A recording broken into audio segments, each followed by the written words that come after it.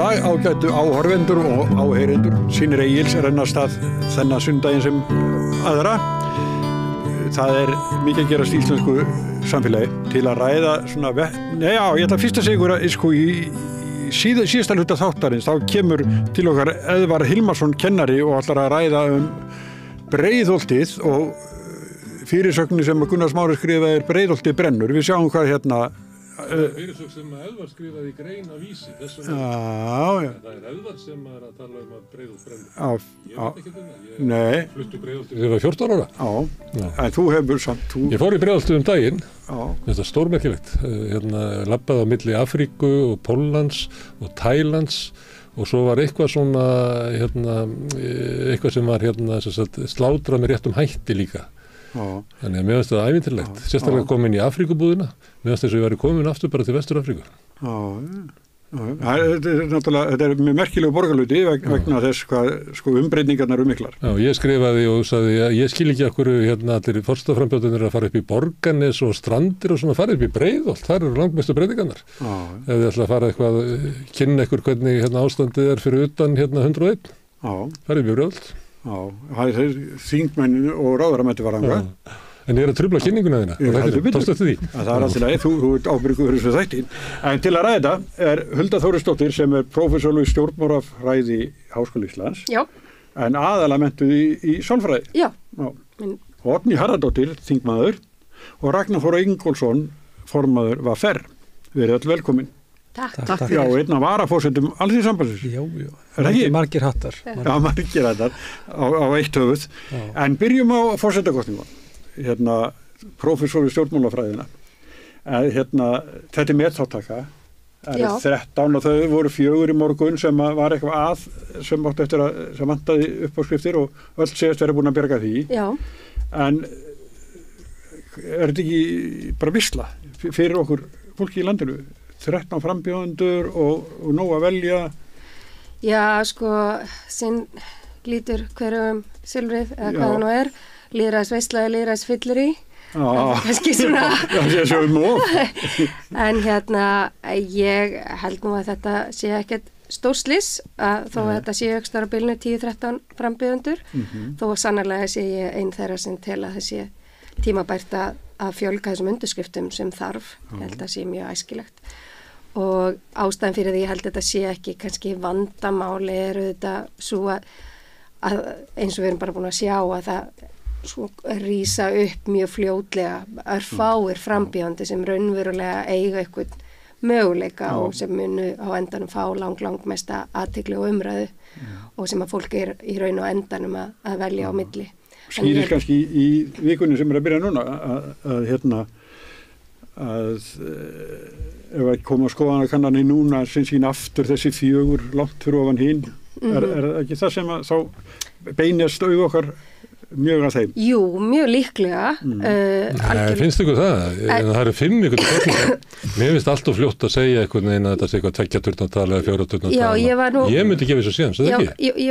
Jú, það sem ég ætlaði að segja er að við megum ekki gleyma því hvað gerist árið 2016 þegar Halla Tómasdóttir kom eins og kafbátur upp á yfirborðið og eiginlega tók á flug undir lokin og hún hafði mælst framan af með í lágri einni tölu prósenta og fór svo upp í 10 og endanum fekk hún 27,9% atkvæða.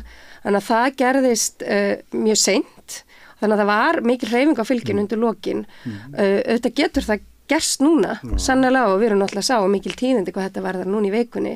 Þannig að það orðið og ég vil alls ekki fara að sjá, að ég vona að fjölmiðlar fari ekki alveg strax að bara ætla að tala við þessa 4 og skilja henni eftir, það ekki alveg orðið tímabært. Nei, allan að þessi fjölmiðlar hérna hefur talað við alla, nema Katrín Jakobsdóttir sem ekki þegið ennþá að koma.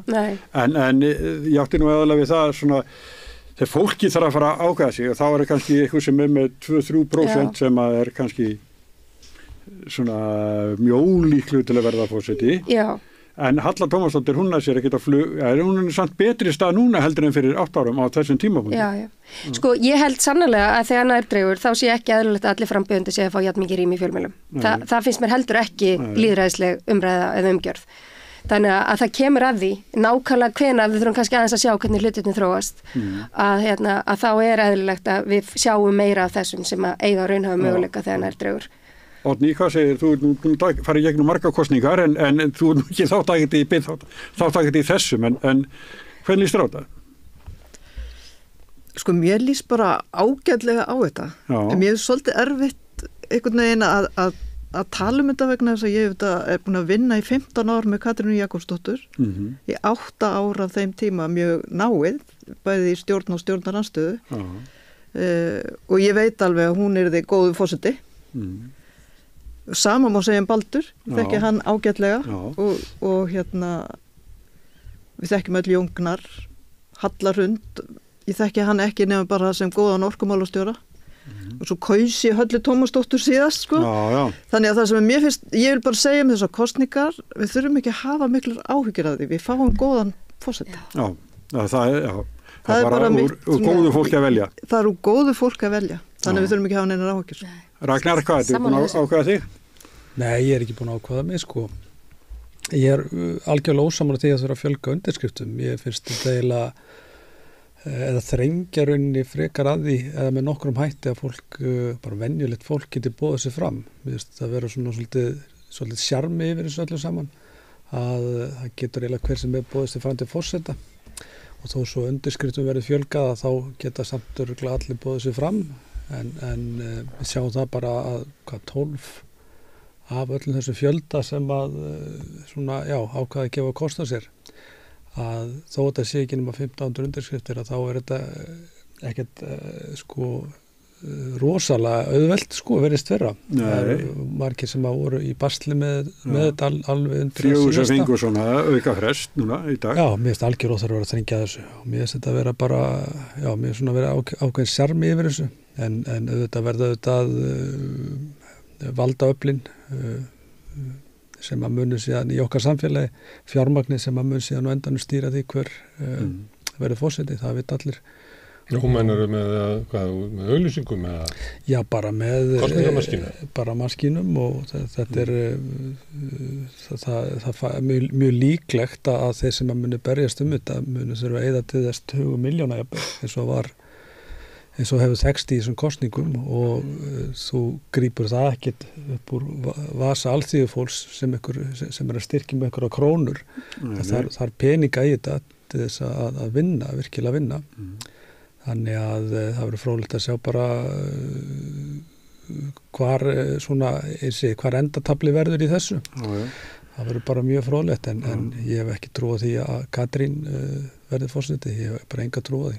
En Smári, 13 ára 14 framjöður, 8 flokkar á þingi, þetta er eitthvað svona breyting, það er ekki bara ágætt? Jú, ég er ekki að meina múti, en er þetta kannski bara eðlileg þróun að... Ég held að fjöldi flokk á þingi, það tengist fjölda þingmanna í kjördæmi, sem var fjölgað 99, kerfi sem var á undan, að það var svona 5 flokka kerfi ólétt af 7. flokknum með því að þú fjölgar þingmönnum, þetta er kannski leiðilegt að setja þetta en fólk getur bara að skoða þetta. Í Hollandi er allandi 1 kjördæmi og þar held ég að séu 16 flokkar á þingi. Í Brasilíu eru kjördæmi með alltaf 30-40 þingmönnum og þar er eitthvað held ég 30 og eitthvað 3 þingmenn. Það sem er einmenniskjördæmi, þar eru bara 2 flokkar. Þannig ef að fólk vil hafa bara 2 flokka þá verður það bara að fara yfir einmenniskjördæmi. Það er bara svona er þetta, að við getum skoðað þetta bara allstaðar, að það er beint samhengi á milli, hvað eru margir þingmenn í hverju kjördæmi og þess vegna er Sjálfstæðisflokkurinn núna sem vil fækka flokkum að mæla fyrir því að brjóta aftur upp kjördæmin. Það var kannski bara 3-4 þingmenn á Vestfjörðum og svo á Vesturlandi og eitthvað svoleiðis. Það er svona aðferð til þess að hafa þetta, þannig að þess að til dæmis með alltaf skrítið með Samfylkinguna sem að vildi vera stór flokkur en var með kröfuna landið 1 kjördæmi sem er eiginlega það að svo mun ekki verða, þá mun verða margir smærri flokkar.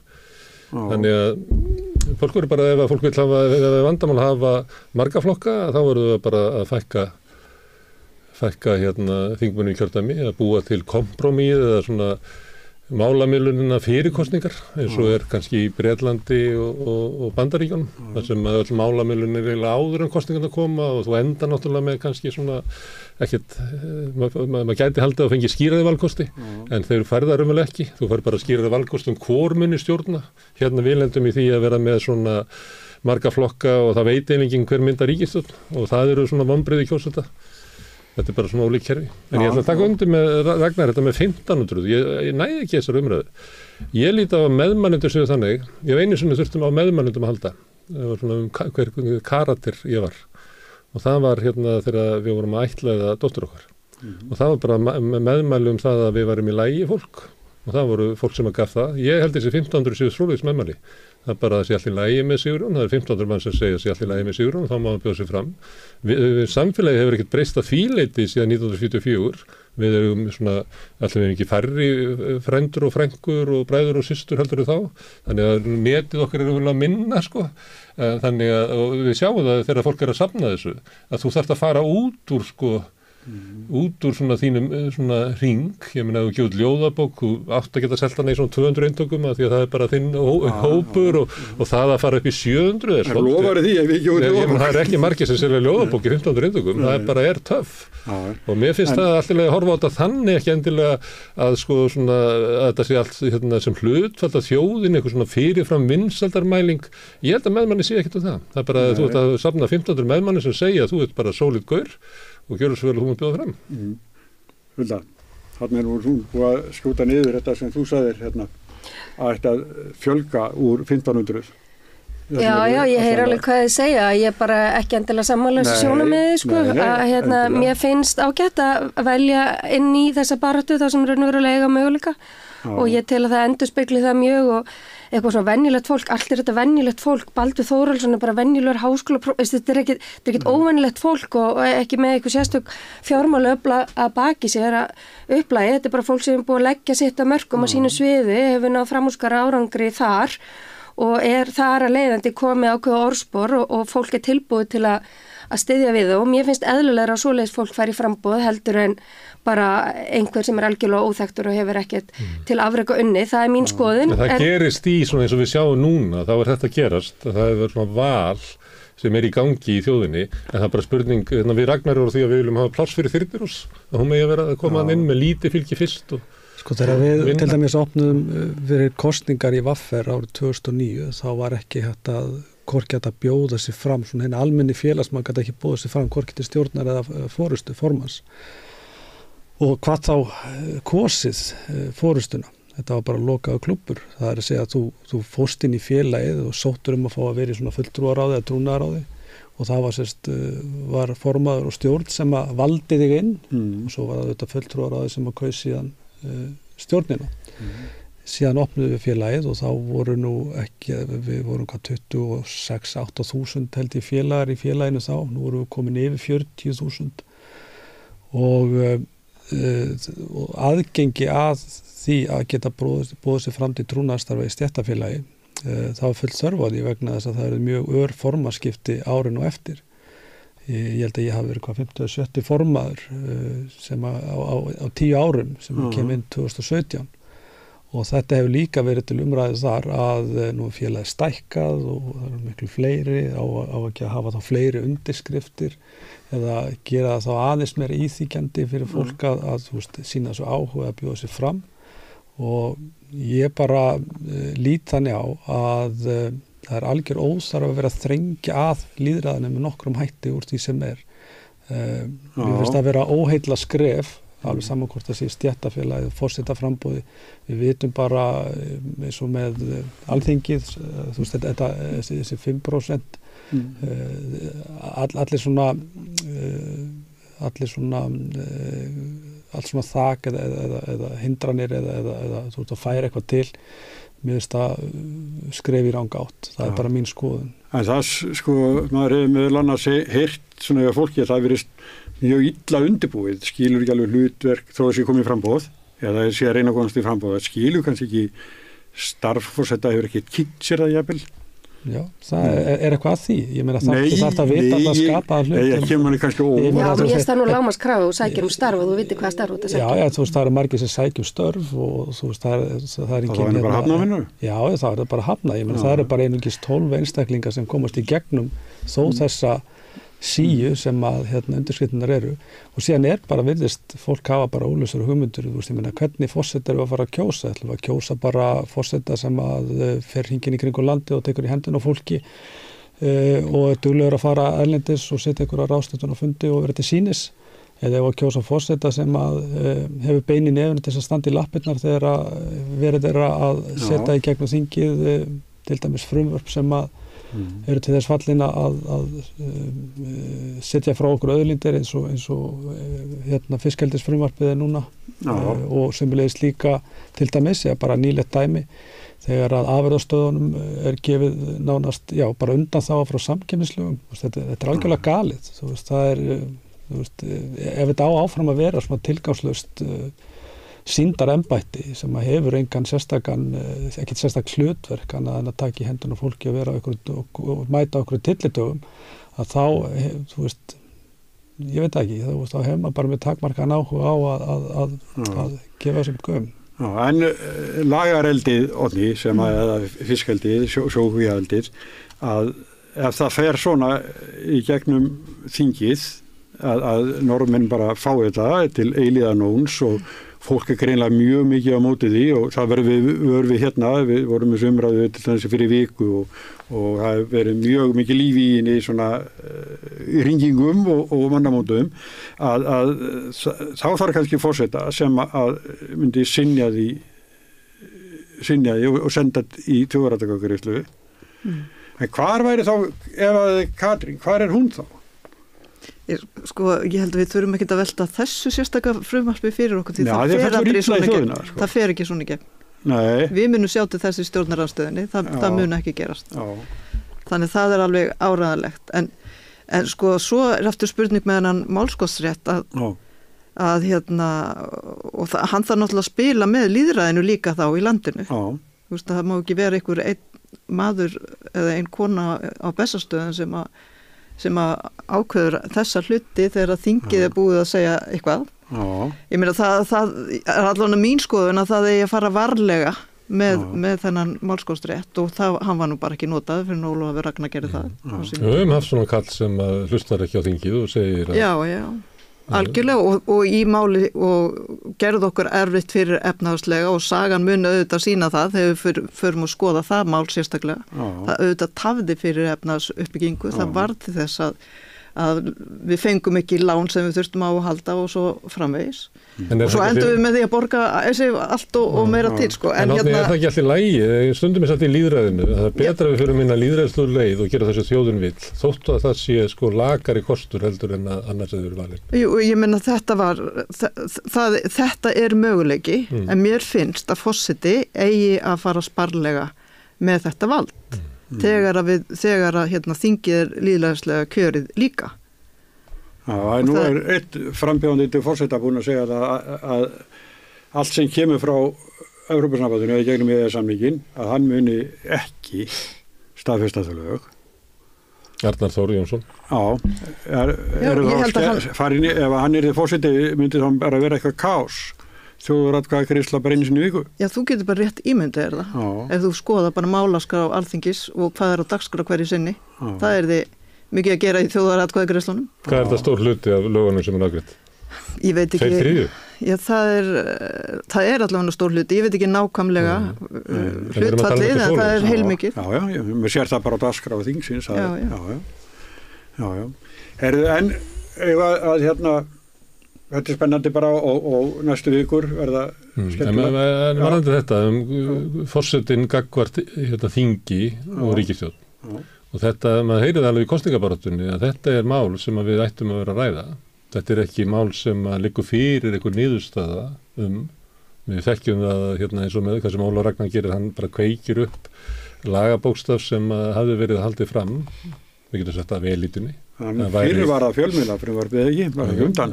En hann neitaði skrifundi það og þá ákvað ríkisstjórnin að draga frumvarpið tilbaka ekki í staðin fyrir að setja það inn í þjóðaratkvæðagreiðslu sem hefði náttúrulega verið í réttara ef við værum með svona agað lýðræðisríki, þá myndi það þýða það að við verum að fá niðurstöðu þá hvor hafði rétt fyrir sér, hvor var fulltrúi þjóðarinnar í málinu, þannig að það er svolítið svindl að draga tilbaka.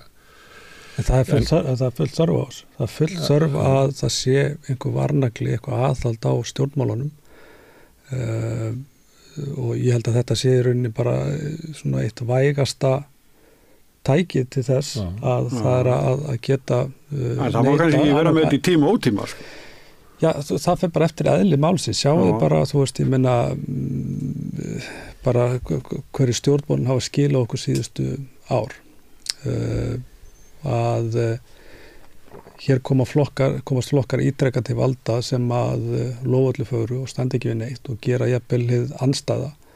Við erum að missa frá okkur auðlindir. Við erum hérna með eina alvarlegustu húsnæðiskreppu Íslandssögunar í uppsiglingu og ég nú varað við þessu að ég veit ekki hvað oft hér í viðtölum hvað staðan er eftir að versna og ég hef verið að fylgjast með markanum núna allar síðustu vikur og staðan er bara að verða svo graf alvarleg og þetta var ekkert rými í fjölmiðlum, þannig að það bara við erum að byggja bara brota því sem við þurfum að byggja og stjórnmálin bara bera alla ábyrgð og ekki bara núverandi ríkisstjórn heldur líka sveitarfélögin auðvitað og þarna eru bara allir stóru flokkarnir undir sem að bera ábyrgð á þessu ástandi. Eitt af síðustu verkum Katrínar var að skipa Ásgeir Jónsson seðlabankastjóra áfram sem hefur haldið hér litlum og meðalstórum fyrirtækjum og tala ekki bara fólkinu í landinu í heljargreipum okur og vaxtastefnu og hún síðan á leið í forsetaframboð og ég bara leyfi mér að vona að þjóðin fari nú ekki að verðlauna hennar framlag og rauninni bara þá rjúkandi rúst sem hún er að skila þjóðfélaginu í með því að ná kjöri til forseta. En það kæmi mér ekkert óvart vegna þess að við erum svo meðvirk sem þjóð. Hugsaðu ykkur, húsnæðisvextir eru hér í yfir 10%, 10-11% húsnæðisvextir.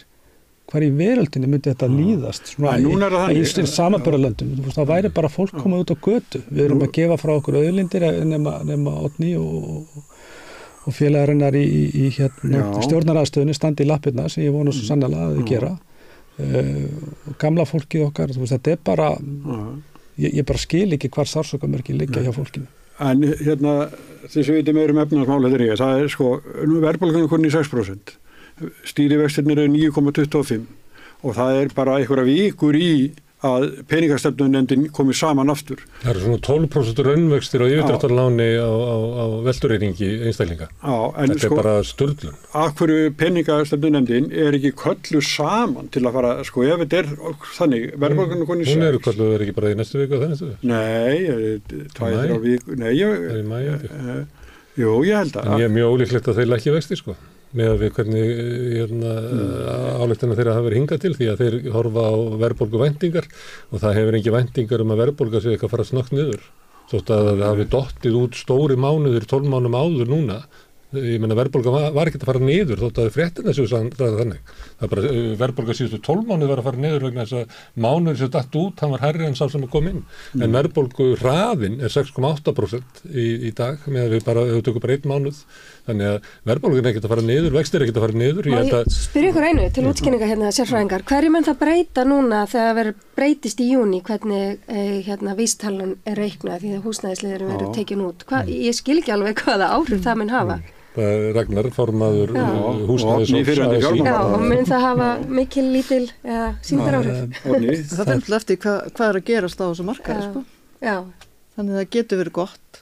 En segjum bara eins og núna, hvað má búast við núna í júní að gerist þegar eins og staðan er núna? Sko, já, ég veit ekki. Þessi, allavega eins og við höfum verið að skoða þetta, þá er þessar breytingar,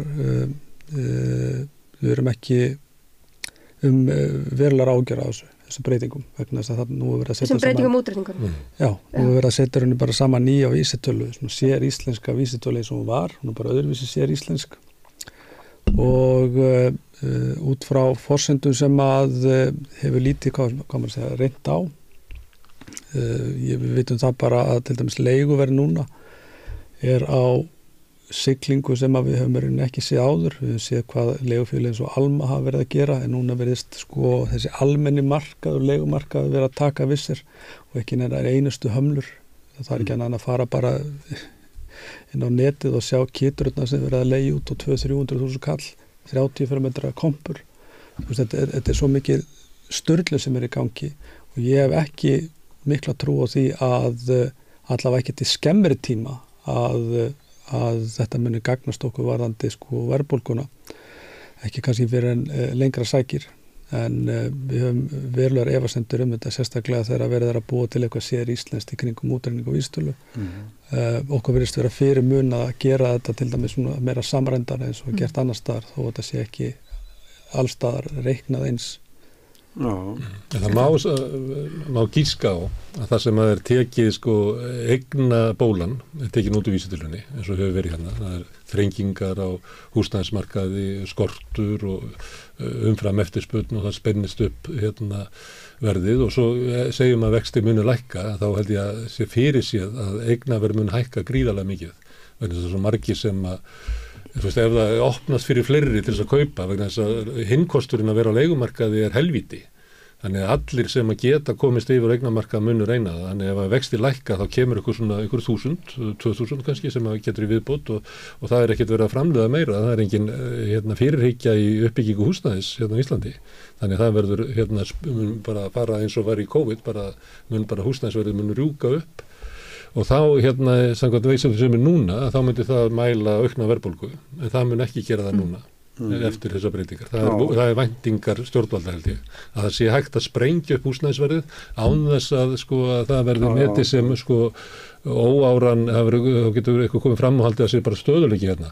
Þó svo að fólk sé að brenna hérna á húsnæðismarkaði sem er bara grunnþörf sem að íslenskt samfélag bregst að skaffa fólki. Þannig að við erum við erum fólin svona velferðaríki út af þessu.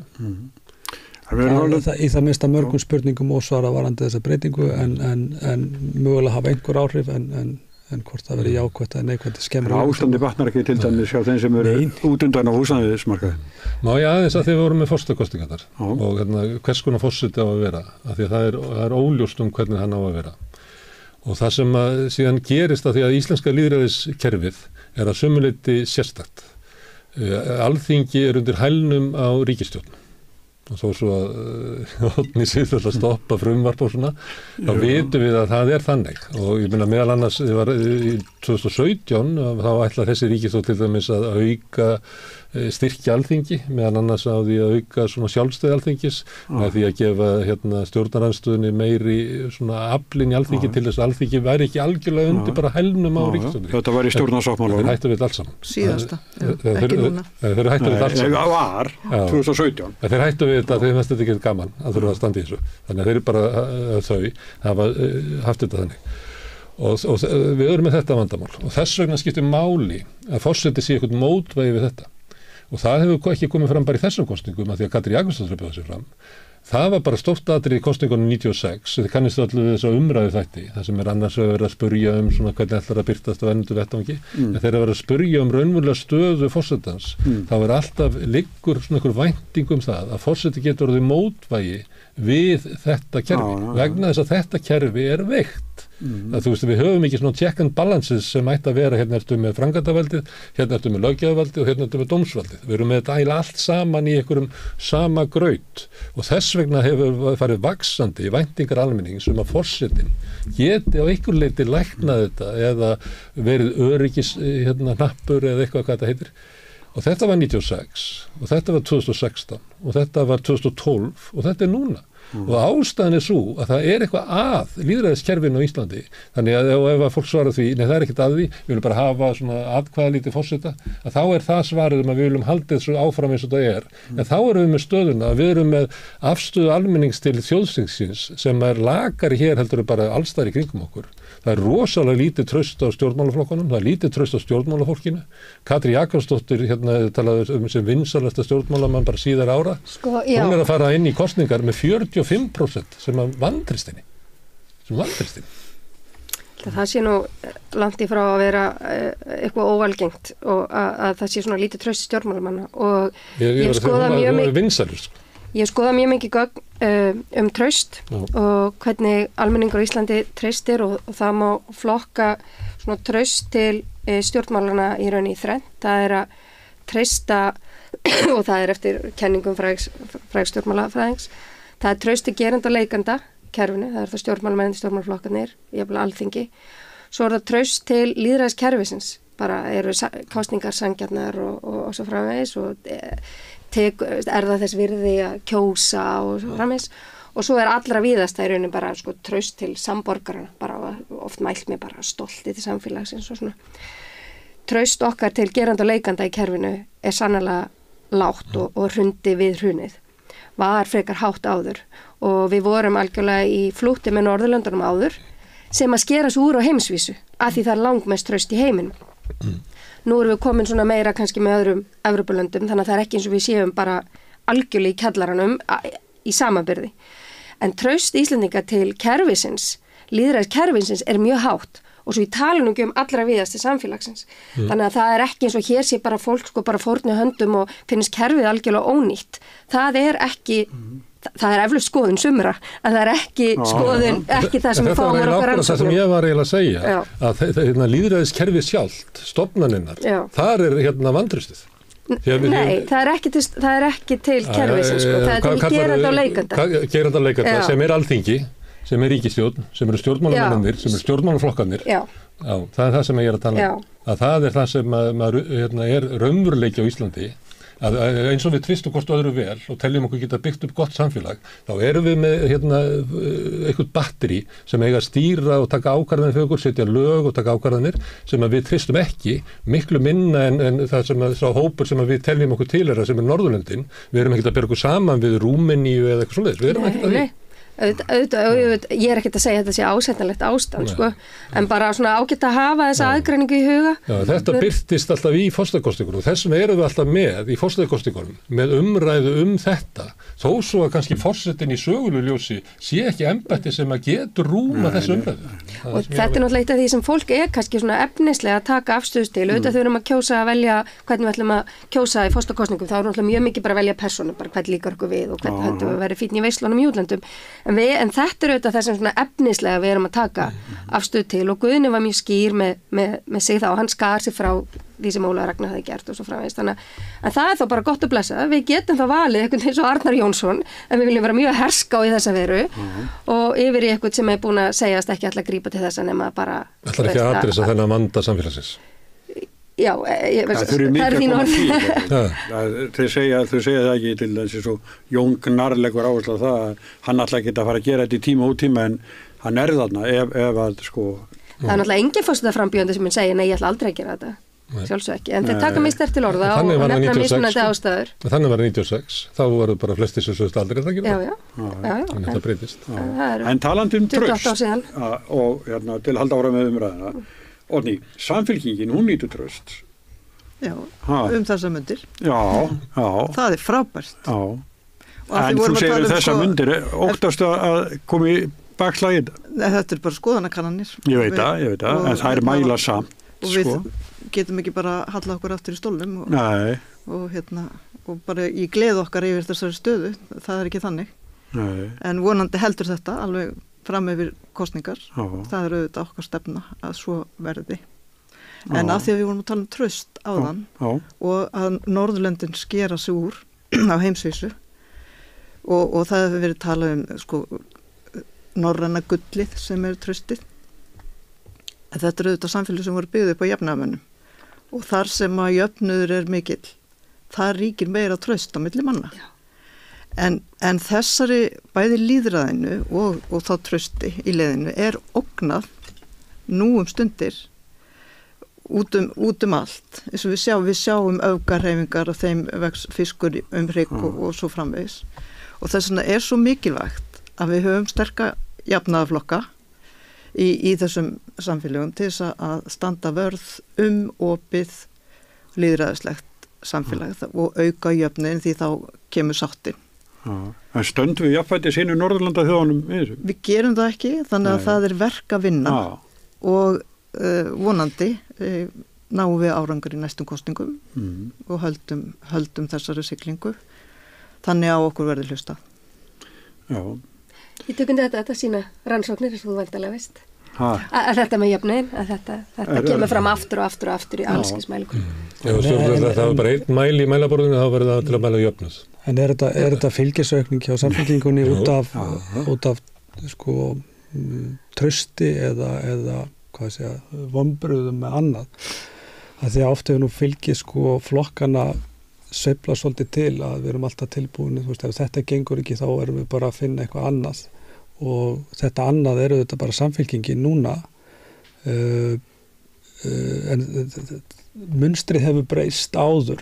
Ég meina við erum með bara held ég bara þetta djúpa vantraust bara á pólitíkinni bara orðið mjög erfitt að vinna tilbaka vegna þess að það virðist vera einhver ómöguleiki að einhvern veginn að standa með fólkinu í landinu, gera það sem þarf að gera til þess að bæta kjör, auka einmitt jöfnuð. Vegna það ber allir ábyrgð á þessu. Ég meina, þú veist, ég er í stjórn Bjargs íbúðafélags. Við erum búin að byggja núna jafnmargar íbúður, eða alltaf jafnmargar íbúður og átaksverkefnið í Breiðholti fyrsta áfengi þessu sín tíma, það er 1200 íbúður. Við erum búin að byggja 1000 íbúður í Bjargi. Við fáum ekki lóðir, við fáum ekki byggingar hafkamar. Já. En hafið peninga en vantar lóðir? Vantar bara lóðir og borgin segir bara við komum með flestu flatkökurnar í fermingaversluna þannig að og vísa bara önnur sveitafélag, borgin er búin að standa sig vel en þú veist, þetta er alltaf attitúti í stjórnmálunum við erum búin að gera meira en hinir þá þurfum við ekkert að leggja okkur fram en vandinn er skelfilegur þú veist, og á sama tíma þá hefur hér á höfuðborgarsvæðinu og þar er borgin líka eru þúsundir íbúða með leyfi í skammtíma leigu til ferðamanna, 1000 íbúða. Það er fleiri íbúða farið líka á þennan marka heldur en í leigu til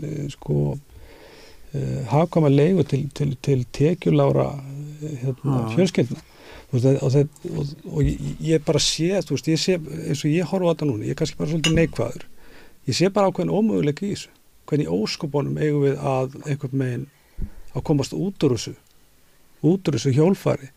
Og þú veist bara vextirnir vaxtastíð, húsnæðismáli menn það tekur mörg ár að byggja upp og ná í skottið okkur staðir að versna og vitið hvað hún áttur að versna til mikill að muna árum getur nokkuð tíma batni stóru byggingarlandi sem við eigum í kringum áttu Blikastaðalandið, Keldnaholtið Úlfarsárdalurinn það er ekkert að fara að byggjast þarna upp næstu, ég veit ekki, 7, 8, 10 árin þess vegna.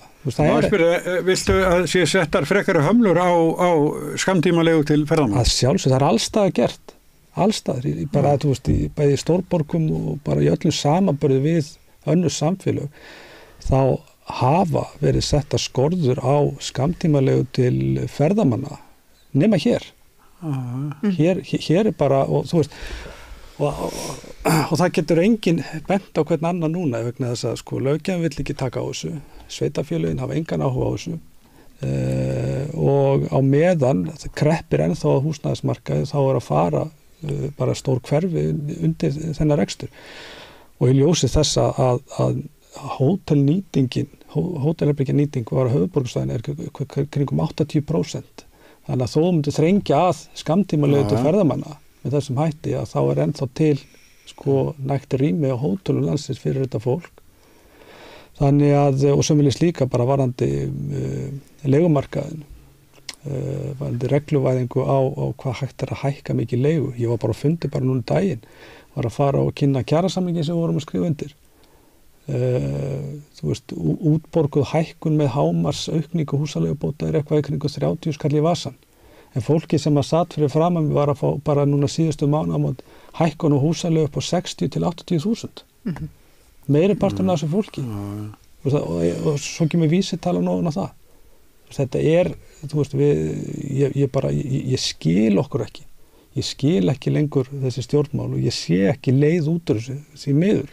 Vonandi fáum við bara nýja ríkisstjórn en ef við skoðum fjármála áætlunina eins og hún er núna hverju ósköpunum er það breyta það mun breyta, ef þú leyfir mér að fá orðið þá skulle ég segja þér það núna erum við að horfa á við tölum það er hagvöxtur á Íslandi það er mikill vöxtur á Íslandi og og vöxturinn í ferðaþjónustunni og allir eru glaðir með það, nema þegar við förum síðan að horfa á hver ber kostnaðina af vextinum og Seðlabankinn og peningastefnunefndin getur ekki lækkað stýrivextina af því það svo mikill vöxtur og spenna í ferðaþjónustunni, en við berum kostnaðin, almenningur ber kostnaðin og hann kemur fram í húsnæðisverðinu, hann kemur fram í innviða uppbyggingunni, hún ekki nægileg og heilsugæslunni, löggæslunni og svo framvegis eins og við þekkjum.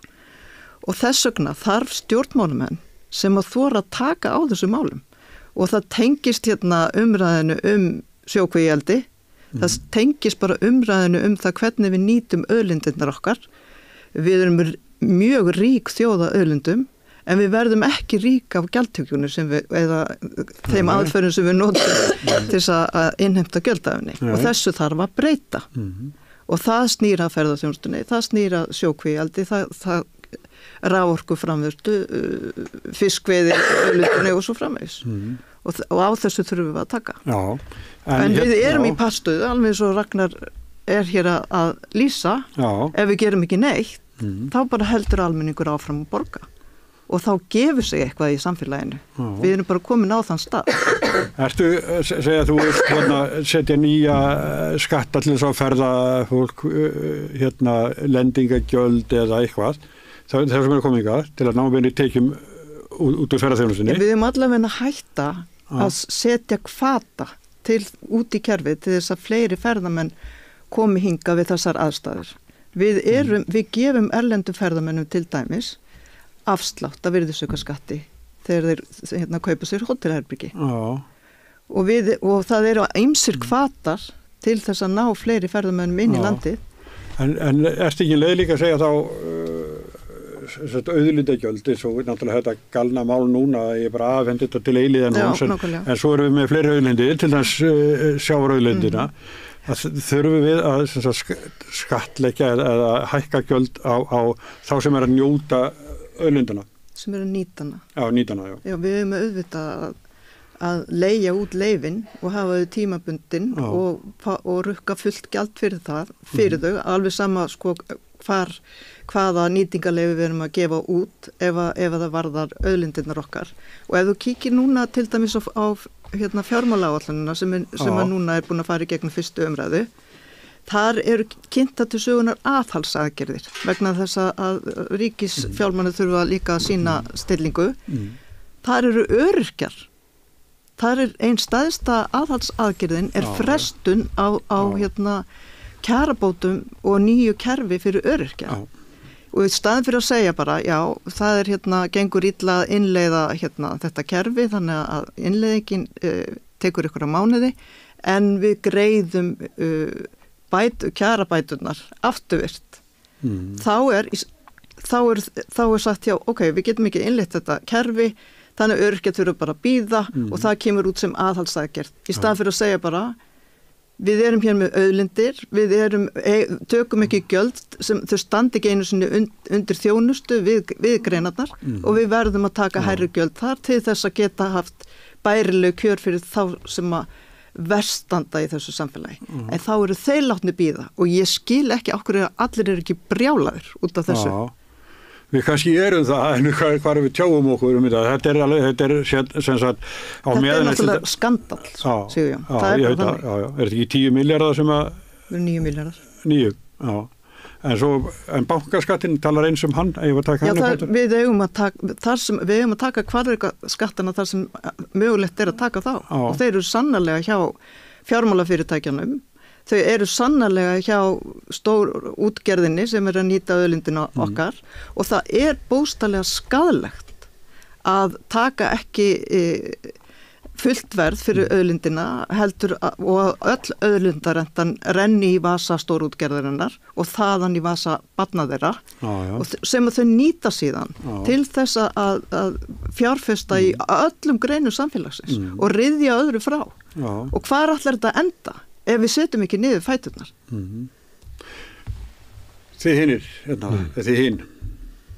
Er það þannig að ég var að ganga lengra eða eðlilegra í innheimtu á gjöldum á umgjörðina? Ég held að við höfum að loka kvótakerfinu, það við getum bara spurt þjóðina, þetta er ósækjandi kerfi sem að færir auð frá fjöldanum til inn að fáu og við höfum að loka því. Já. Einu sinni var Samfylkingin með þá stefnu að innkalla kvótan hægt og bílandi. Mér finnst þau vera komin á svona auðlinda gjaldstefnuna núna sem er svona, bara hækka meira en halda óbreyttu kerfi sem að þýðir það að stórútgerðin mun áfram veiða megnið af fiskinum og hafa þessa stöðu í samfélaginu, svo að þessi tikið eitthvað aðeins meira af þeim á leiðinni. En mér finnst Já, ég er þeirra skoðunar ennþá eins og stendur í stefnu Samfylkingarinnar og samþykktir á landsfundi að við þurfum að opna kerfið og við þurfum að fá fullt vatn. En þetta er ekki í stefnum sem var kynnt núna í vikunni það verður áherslu stjórnarinnar sem á eftir að ræða. Þannig að það er svona, en ég var bara að hugsa þegar við vorum að tala að það er að skipuleggja land og byggja á því og það virðist vera alltaf niðurstaðan svo að fólk þarf náttúrulega húsnæði og svona og svo kemur alltaf spurningin býtu, en hvað vilja lóðabraskararnir? Og þeir segja eitthvað hvað þeir vilja og þá förum við þá leiðina. Og við erum í einhverju svona, hvernig á að nýta íbúðarhúsnæði sem er byggt á ekki að nýta það fyrir íbúa og það er hellinga ungu fólki sem kemst ekki út á leigumarkaðinn og margir sem bara þrýst út á honum að þetta er svo dýrt og svona en þetta er allt núna stór hluti, stærri hluti fjórfaldur, fimmfaldur á við stæðstu ferðamannaborgir í heiminum notaðar undir sem hótelgistingar í Airbnb. Já, við erum ekki að gera eitthvað í þessu, jú, en hvað vilja þessi braskarar? Já, gerum það sem þeir vilja. Svo erum við með leigumarkað sem er bara stjórnlaus, sem er bara að hækka núna eins og Ragnar var að lýsa og það er tilfinning leigjenda, til þess að í leigjendasamtökunum sem er linnulaust að tala við leigjendur, að bara leið og 300 króna múrin var rofin, að það var bara allar íbúðir, var bara pínulitlar íbúðir, bara byrjar að slá upp í 400 króna múrin. Það ekki var bara hækkað. Og þetta er náttúrulega bara stjórnlaust, það er stjórnlaust ástand að einhverju leigusalar geti bara hrifið af fólki allar kjarabætur sem þau eru að standa í skipulagðri verkalýðsbaráttu, fólk sem að er bara berjast fyrir því að eiga í sig og á út mánuðin að geta veitt börnunum sinni eitthvað svoleiðis, að þá er alltaf bara leigusalar sem ná að hirða þetta. Við verðum að gera eitthvað í þessu og svo kemur þetta spurning, hvað vilja okrararnir? Já, gera það sem þeir vilja. Og það er bara eitthvað í gangi sem að veldur því og svo erum við komin firðina. Við verðum að byggja, hafa strandeldi. Já, við verðum að hafa þá og vera gott eftirlit með því og svona og tryggja það að auðlindir renni inn í samfélagi en farið bara ekki eitthvað til Noregs eða eitthvað svoleiðis. Auðvitað verðum að hafa þannig. Þetta er bara 99% fólk gera þessu. En hvað vilja norsararnir? Eru þau ekki að gera það sem að þeir vilja? Það er bara eitthvað svona forskrúun heilans hjá þeir sem eru að stýra þessu landi. Það bara er eins og almannahagsmunir séu bara aldrei á borðinu. Ég var að hugsa daginn að þegar ég var ungur maður og var til sjós og þá voru við að koma í hafnir hér og þar til þess Landaþingir í Flateyri eitthvað þess að veru og þar var allt blómlegt þar var bara brjálað að gera en svo fóru störfin með kvótunum og þá sitja þau eftir í algjöri neyð og þá kemur þessi björgun að koma með fiskaldið og þá liggur okkur eitthvað svo mikið á að við megum ekki eins og vera að því að velta fyrir okkur bara látum þá bara hafa þetta og þeir byggjit upp og svo erum búin að færa rök fyrir því hvað þetta er eitru starfsemi fyrir lífríkið og en það vilja bara eins og fólk bara hægt að hlusta á það og þetta er merkilegt máli. Ég held að ef Oddný og félögum tekst ekki að stoppa þetta að þá verður það Austurvöllur. Ég held að þjóðin muni aldrei sætta sig við þetta. Ertu að tala að stoppa þetta með eignarhaldi til já, framtíðar? Til eilíðarnóns. Ég var nú að hlusta á einn stjórnarþingmann áðan, Þóran Inga og formaður atvinnuveganefndar og eins og hann talaði hann engan áhugaði að þetta færi í gegn og hann talaði með að þetta hefði verið bara yfirsjón að hálfu þingflokksins. Þetta er náttúrulega gríðarlega mikill bálkur þetta lagafrumvarp og þá náttúrulega öll vinnan eftir. Ég held við getum alveg að anda með nefinu hvað þetta tiltekna efni varðar. Ráðin er búin að mæla fyrir þessu. Já, en ég hef eins og mér heyrist Oddný, ég hef enga trú að þetta fari svona í gegn. En það er alveg ástæð til að vera á tánum, það er alveg ástæð til að vera skeptískur og svo framvegis, en akkurat þetta tiltekna mál held ég að fara ekki svona. En Alþingi hefur samþykkt núverandi kvótakerfi, sko. Tilflutningin, Alþingi hefur samþykkt lögin sem að valda því að auðlindin okkar er að gangi í arf til barna sameiginlega. Ég segi það full ástæð til að vera skeptískur, en ég held að þetta tiltekna mál... Akkurat var treyst Alþingi sem hefur ákveðt sjávarútveg. Ég er ekki að tala það, ég er að tala þetta tiltekna mál. En sér bara, það var að fara í gegnum þingið, breytingar á búurlögum. Já, það er nú ekki, Það var nú bara að rúlla í gegn og það eiginlega fór svona bara eins og hver hann gegnumtrekkur í gegnum þingið. Það var allavega ekki mikla mótspyrna að sjá þar. Ekki var mótspyrna hjá fulltrúa samfylkingarinnar í nefndinni? Þeir líka segja að þarna hafa verið blekkingar á ferð. Já, en þarna til dæmis er lögmaður hagsmunaaðila. Hann skrifar þetta bara svona, hann fengið þess að skrifa lögin verið störa undir það síðasta og þetta er held ég bara svona allavega þetta tiltekna mál gerir það verkum að ég hef verulegar áhyggjur af þessu lagaeldismáli. Á meðan þetta er svona, já. Á meðan þetta er svona og þú veist að við erum nýbúin að fara í gegnum og þú veist og við vorum með, svona mjög háara anstöðu, myndi ég segja, bæði VR og meiri segja félag atvinnurekenda, samtök verslunar og þjónustu, neytendasamtökin, að vara við þessu eindrið, bara samráði sem að skipafélögin voru uppvísa af árum saman, varlega áætla kostaði neytendur og fyrirtæki 65 milljarðar. Þetta er varlega áætla og þá er ekki búið að taka allt inn í þá útreikninga, en við létum reikna þetta út. Þannig að þetta er stór hættulegt. Árni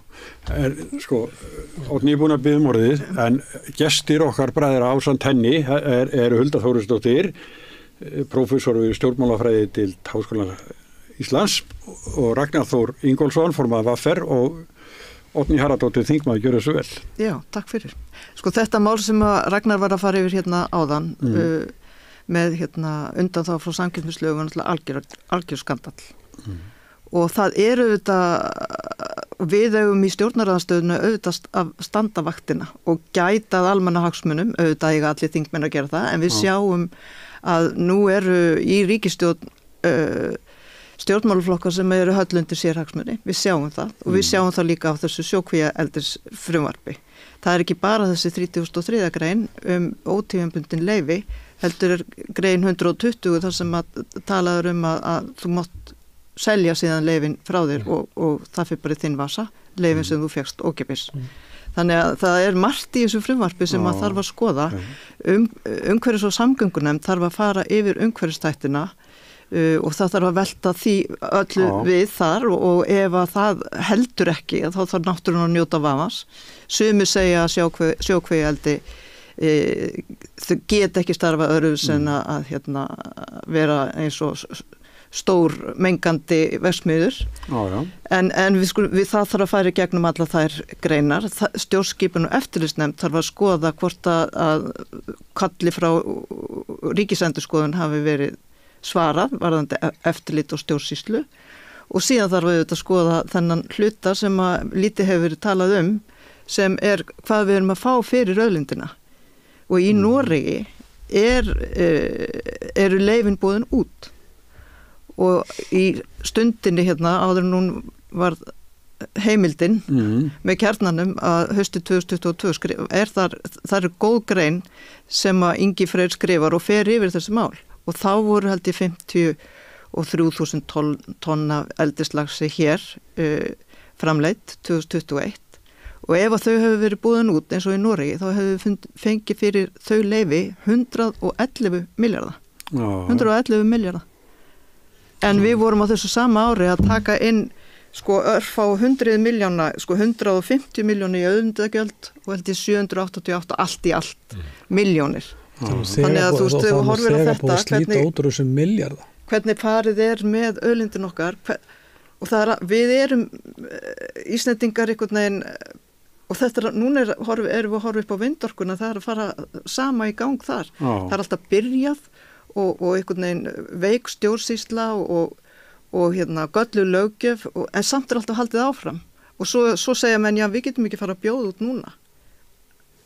Akkur getum við það ekki? Akkur getum við það ekki? Við getum það alveg. Við þurfum að bara taka þetta þá í ákveðnum skrefum og gæta samfélaginu, við þurfum að gæta efnahaginu og við þurfum að gæta umhverfinu. En þú meina það farið alltaf að stað, sko? Fyrir braskarana. Já, fyrir braskarana. Og ograrana. Já. Og í gegnum samfélagin sem að standa veik fyrir og þurfa á atvinnuna að halda. Já. Og fjármagninu til þess að reka sveitarfélögin og til þess að fólki fari ekki burtu. Það auðvitað mjög viðkvæmt og við erum mjög viðkvæmt fyrir því. En af hverju eru við að gefa norsku fyrirtækjum 111 milljarða? Já, það segir þú mér. Hvar var sá þjóðfundur sem ákvað það að Íslands samfélag að gefa norskum aukýfingum 111 milljarða? Já, en sko allar skoðanakanninu sína að almenningur mikill meirihluti, eitthvað í kringum 80%, vil fá markaðsverð fyrir auðlindirnar. En þeir sem eru hér... Stjórnmálakerfi getur ekki skaffað það. Kemur ekki í gegnum sig. Það allavegna ennþá. En þessu verður að breyta. Já. Þetta mál svona yfir upp, sko, til þess að sjávarauðlundina og ferðaþjónustan og fleira. Þetta ykta mál sem þó, sko, búið að mæla fyrir í þinginu. Eins og þetta verið að endurtaka núna hana framsalið sem eins og enginn hafi séð verbúðina þetta ekki svona dæmi en þú veist við erum ekki að læra af þessu og þetta víðar svona eins og núna sem að heldur upp í húsnæðisverði er meðal annars brask með byggingarétt þar sem að þú færð kaupir eitthvað land af honum og síðan í skipulags yfirvöldur Reykjavíkurborgar að hækka sem mest sko byggingamagni sem hún fær leyfi til svo selur það og kassar inn einhverja 4 milljarða samningarnir við olíufélögin hafa nú verið hlutað fréttum vikunar út af því að það verður ekki kveik umfjöldun það sem að Ég held að hún verði nú í kastljósi. Ég held að hún verði í kastljósi. Já, það var það mál, þar sem að sko borgi bara býr til einhverju gríðarlega fjármuni og lætur olíufélögin fá með því að meiga skipuleggja þarna byggingar og ég menna olíufélögin ekki byggingafélög þannig að þau munu bara ná útrussu sem allra mestu. Við hefum slegið á þessi kannski samningur upp á svona lágmarki 8 milljarða sem allt í bara verða til 8 milljarðar. Sem að olíufélögin stingi sínum vasa. Þannig að við erum út allt samfélag, eitthvað svona stjórnlaust brask sem á síðan hver borgar þetta. Það fólki sem flytur þarna inn, kannski að borga kannski 20 milljónum meira fyrir íbúðuna sína og ævin á enda borga það í einhverju þrælavinnu fyrir einhverja braskara og verðtryggðum lánum og... Til hvers? Hver var þetta samþykkt? Sveitarfélögin, allan að hér, sko, Reykjavíkurborg og fleiri kannski, heimila þetta að einhver fær útluta lóð og gerir ekki neitt og selur hann næsta og næsta og þá komið alveg svo ég alltaf dæmið það sem flugbjörgunarsveitin það einhver lóðarspilda komin upp í 751 miljón áður að byrja að byggja sko. Og hver borgar þess 751 miljón? Íslenskur almenningur á vöxtum, á okkur vöxtum næstu 40 árin. Þetta er mjög alvarlegt mál. Það er mjög alvarlegt mál að við skulum láta samfélagi þróa svona. En já, Árni, þú það við fjármálaáætlunina. Ég nú einn af þeir sem horfir svolítið á þingið og ég súna bara út til þess að Sigurður Ingi í fjármálaráðinu að kynna fjármálaáætlun til ársins 2009, hvaða framtíða spádómar eru þetta, eða 2008? 2009, já. Þannig að þeir alltaf að halla alveg þangað til. Já, en þetta er mjög mikilvægt plagg því að þú flettir því og sér þá ef að þessir flokkar verða áfram þá svona sérðu stóru útlínurnar hvernig efnahagurinn verður og hvernig þeir alltaf beita ríkisfjármálunum þannig að þeir verða þetta ekki áfram, þeir hafa engan áhuga Nei, en ég meina að þetta er samt hugmyndin svo sko, horfir fram í tíman og reynar að gera áætlanir og krafan að ráðuneytin setja niður stefnu bara mjög gott og áætlunum fyrir 2025 á að halda inn í fjárlagafrumvarpi sko. En síðan náttúrulega áætlunin endurskoðuð á hverju einasta ári og ný ríkisstjórn kemur með bæði nýja fjármálastefnu og fjármálaáætlun. En þessi mikla langtímaspá, hún sko eitthvað svo fjarri öllu lagi. Þetta hefur nokkuð tíma gengið eftir, getur ekkit sett einhver áætlun fyrir ríkissjóð til svona 5 ára, það bara Ja, þetta nú gert í löndunum í kringum okkur og það kannski einfaldara að því þeir eru ekki með íslensku krónuna til þess að sýsla með. Stabili. Það náttúrulega tilhund til að aga vinnubröð. Og ég menna áætlun þetta aldrei annað en áætlun. Nei. En ég held að þetta sé betra að gera áætlun að gera hana ekki. Og ferðið hefur farið í gang sko í ráðuneytunum. Sko, alvöruleysi farið sko síðust árunum sko.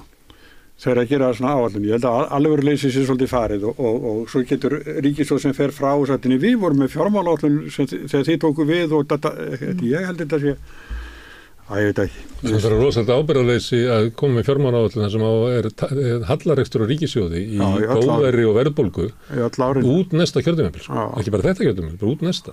Þannig mér finnst það að vera sko stóra máli. Ég veit ekki sko hvaða hugmynda er að reka ríkissjóð með halla í þessu ástandi. Það er bara að þið finnið hvergi sko neitt hagfræðing sem að mæli með því í heiminum sko. Ekki við undanfarnar svona 3 aldir. Þetta er bara, en samt er þetta lagt hérna fram og ástæðan er svo að það er pólitískt ómögulegt fyrir þessa flokka að leggja skatta sem augljóslega þarf. Kannski er einn flokkur kannski ekki alveg við það að sé hægt að ná þessu bara með því að skera niður heilbrigðis og skólakerfið og heilbrigðiskerfið og brjóta þetta bara allt saman niður, bara kveiki í húsinu, eitthvað svoleiðis stemming. En ég held að sé alveg augljóst að við erum að upplifa það sama og City of London átti að segja á því að var stefna Liz Truss. Það var að lækka skatta og bara safna skuldum. Og það er það sem hefur verið gert undanfarið. Sjálfstæðisflokkurinn hefur hreykt sér á því að Bjarni Benediktsson hafi lækkað skatta upp á eitthvað, mann ekki átti að segja 80 milljarðar sem hann á að hafa fært þjóðinni. Hann færi þjóðinni með því að reka ríkissjóð með halla. Þessi 80 milljarðar að þeir eru með sko hæstu vöxtum ríkisskulda í Evrópu. Við borgum meira í vexti af okkar skuldum sem eru þriðjungurinn af því sem er í Grikklandi, heldur en Grikkinni borga af sko öllum sínum skuldum. Þannig að þessi gjöf Bjarna Benediktssonar, fyrst og fremst til hennar betur settu, meðal annars með því að gefa alls konar hluti eftir og við sjáum þetta bara, það er orðið svona, það er fyrirtæki geta sótt alls konar skattaafslætti með alls konar, það er orðið eitthvað svona stjórnleysi, eða það er ekki stjórnleysi í landamæri, það er stjórnleysi í fjármálalandinu, en hann gerir þetta og síðan eigum við að vera að borga þetta sko með því og skera hann þá niður velferðarþjónustuna bara næstu áratugina. Mér finnst þetta að vera miklu ákveðnari umræða bara þetta sko. Að þú veist, við erum að sigla skútunni og þetta er eins og svona bílaferja sem er með opið stafnið í siglingu sko. Það er sjór að ganga inn í lestandar. Já. Ég var það ekki. Mér finnst þetta veit ég það þarf ekki á. Þeir eru svona léttir. Já, það er gaman að vera til, sko. Það er bara, við verum að horfast í augu við sko samfélag. Við getum ekki sagt bara auðvitað þetta allt í lagi og... Nei, náttúrulega rekum ríkissjóð með halla ár eftir ár og einhver tíma kemur að skuldatogum. Það er bara... Og við sjáum að við vorum að vitna í kannanir að svona sjónarmið eins og ég er að lýsa hér birtist meðal annars í því að við erum með forsætisráðherra sem að 80% af þjóðinni vantreystir. Og það er ekki að tilviljun, það er ekki að því að bara það sé búið að hræra eitthvað í þessu fólki og þetta fólk sé að miskilja þetta, fólk lifir í þessu samfélagi og það upplifir þessa stefnu, það hefur algjört vantraust á stjórnvöldum vegna þess að stjórnvöld er að reka stefnu sem er ekki í almannahag og það er staðan í íslensku samfélagi. Já, það er það. Ekki rétt? Jú, svo er bara allt í lagi að nefna í þessu sambandi að Seðlabankinn er í neikvæðu stöðu líka. Sem eru auðvitað stóra gjaldeyrisvaraforðanum sem er okkur mjög dýr þessar myndir og í áskýrslunni er það bara tekið fram að það er ekki útlit fyrir að það verið mikið breyting á því í næstu framtíð. Þannig að við þurfum líka að horfa á sko gjaldmiðlinn sem við búum við, hann er okkur mjög kostnaðarsamur líka. Já. En gjaldeyrisvaraforðið, þarf hann að vera svona stór? Já, hann þarf að vera stór. Hann þarf að vera stór. Þú þarft að geta sýnt 900 milljarðar eða eitthvað. Þú þarft að geta sýnt fram á að það sé hægt að hlaupin tilbaka þegar krónan veikist haldinni sterkri og svo öfugt og standa við erlendar skuldbindingar. Og það gerur með þessum varaforða sem er dýr. Sem er tekin að láni. Já. Og að þannig að þegar uppist að þú ert búin að gera allt saman upp í Seðlabankunum þá er hann í neikvæðri stöðu. Það er ekki með tapi. Það er þess að þeir að stækka húsið sitt. Það er rosalega framkvæmt. Ég held að það er búin að vera í bara 5 ár að stækka mötunundi á sér. Nei, þetta ekki mikið meiri það, þetta. Já, þetta margra milljarða framkvæmd. Ég tók þetta ekkert bara saman þegar það var að gaggrina fólki sem var að senda á sig 1000 metrar á Tenni að reiknuðu með eitthvað út, hvað var margir að fara til Tenerife á ári og það var allavega voru framkvæmdina við Seðlabanka mun kostnaðarsamari heldur en kostnaðar við að ferja alla þennan fjölda sem fer þó hann út eftir margvaldur. Þannig að ég var nú einhverju fyrirspurn þetta nákvæmlega. 3,5 milljarður. Er hún líka inni núna en það? Það hún síni fyrra, eða hitti fyrra, já. Það er eitt með Seðlabankan, við erum með rosalega valda mikinn Seðlabankastjóra eftir að lögunum var breytt. En við erum ekki með mikið öflugt eftirlit af því að bankin er sjálfstæður. Og hérna, þess vegna fannst mér mikilvægt og við fengum það nú inn í stjórnaranstöðunni að það yrði erlendir aðalar sem myndi taka út starfsemina á 5 ára fresti. Það búið að gera það einsunni sem fekk nú ekki mikla umfjöllun en það er samt öryggisvendill ákveðin sko. Og hver var einhvern Seðlabankans? Já, það voru bara þið þurfa að kíkja á þessu skýrslu. Það var bara svona, það voru athugasemdir við eitt og annað en áhugavert að kíkja á hana. En að mestu var nú þetta ágætt en það var verið svona að horfa á innráðskipulagið og völd var að Seðlabankastjóra og sviðsstjórana sem að allir heyra meira minna undir Seðlabankastjóran sjálfan. Ég veit ekki hvort þeir hafi breytt ykkur í framhaldinu. Svo er það líka einstakur banki að stýrivextirnir svo háir með verðbólgu að raun ávöxtun af stýrivextunum er 3%. Þetta er bara hvergi til í veröldinni sem að þýðir það að svona lán sem að almenningi og fyrirtækjastöðu til búið eru kannski með raun vextu upp á sko 5 + 6% og svo þeir sem að lendi í vandræðum og þurfa að vera með yfirdrátt eða eitthvað slíkt byrjar að borga sko 12% raunvexti.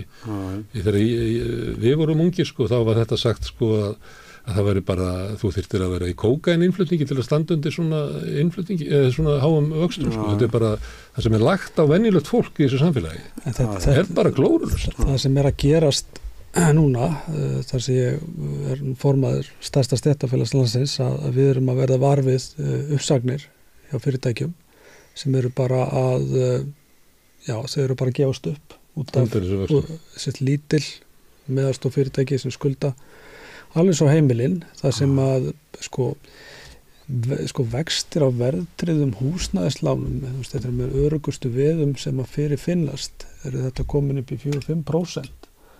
Þetta er svo sturlað ástand. Meðal raunstýrivextir síðustu 20 árin eitthvað svoleiðis hafa verið eitthvað 1,75% meðaltalið. Þeir liggja núna í 3,25% með 6% af verðbólgu. Og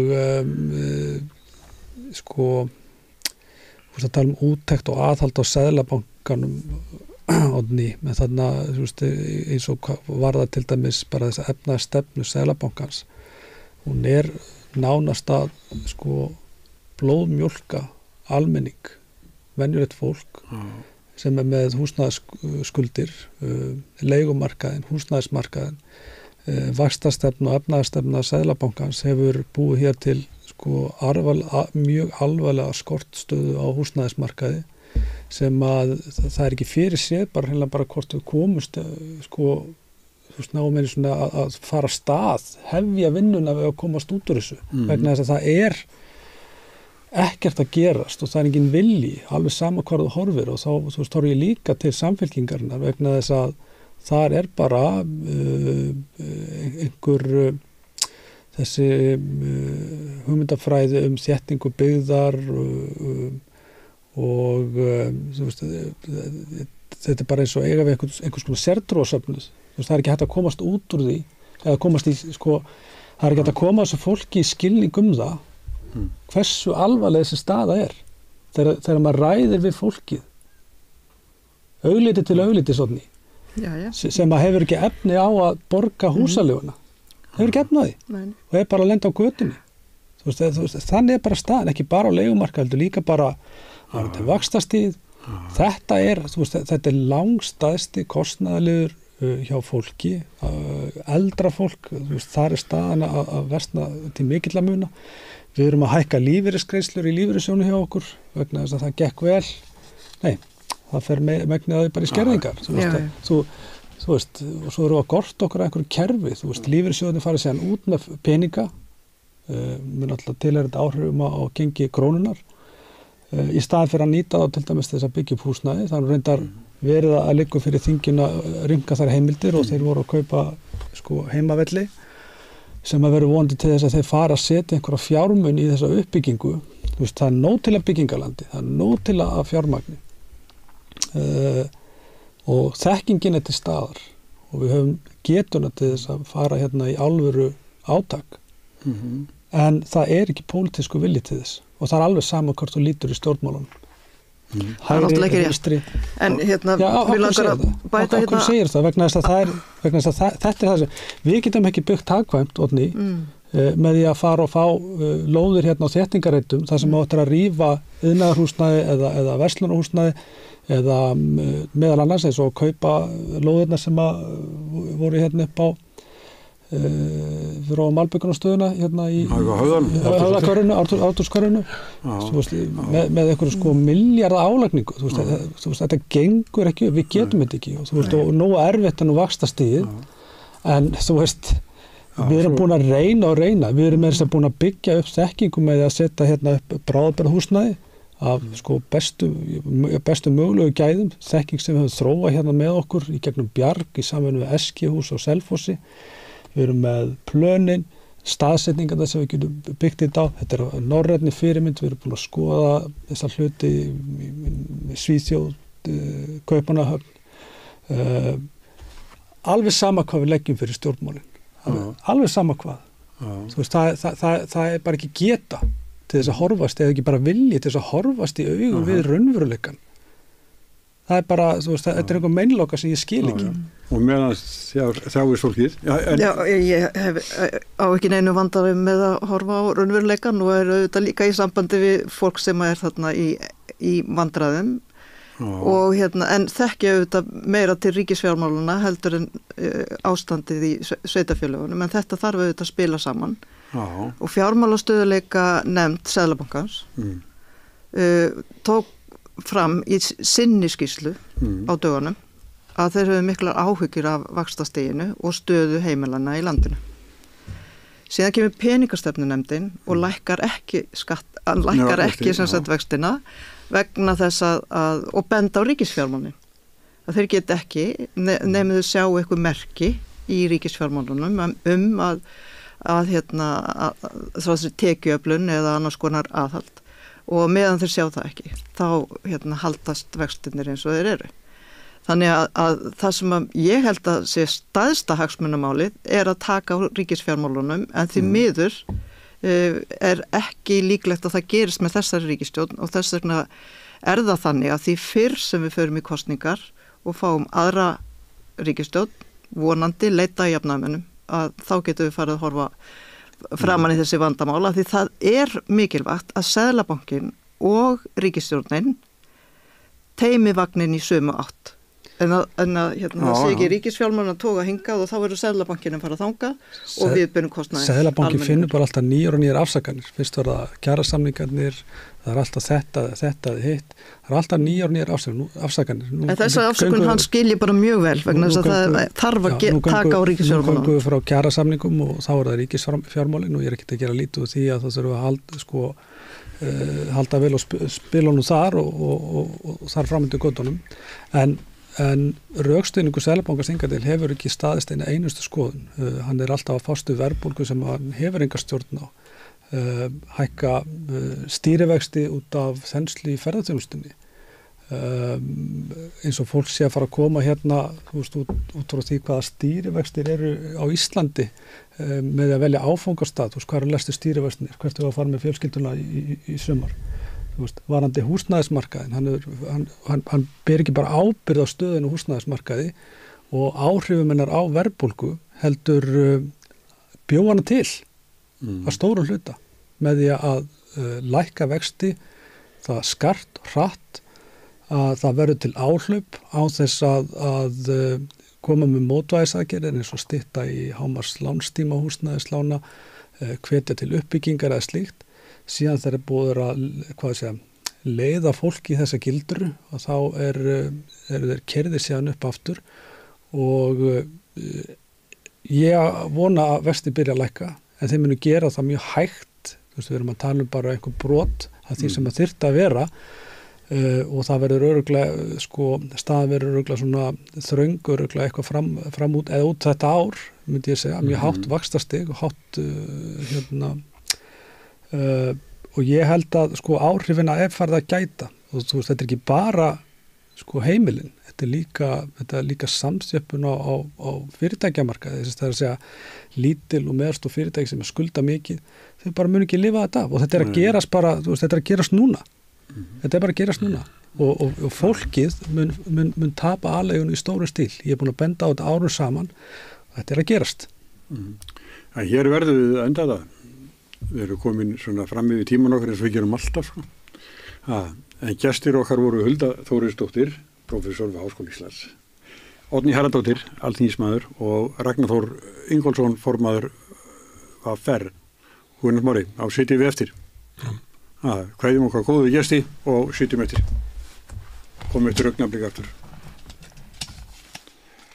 Þetta.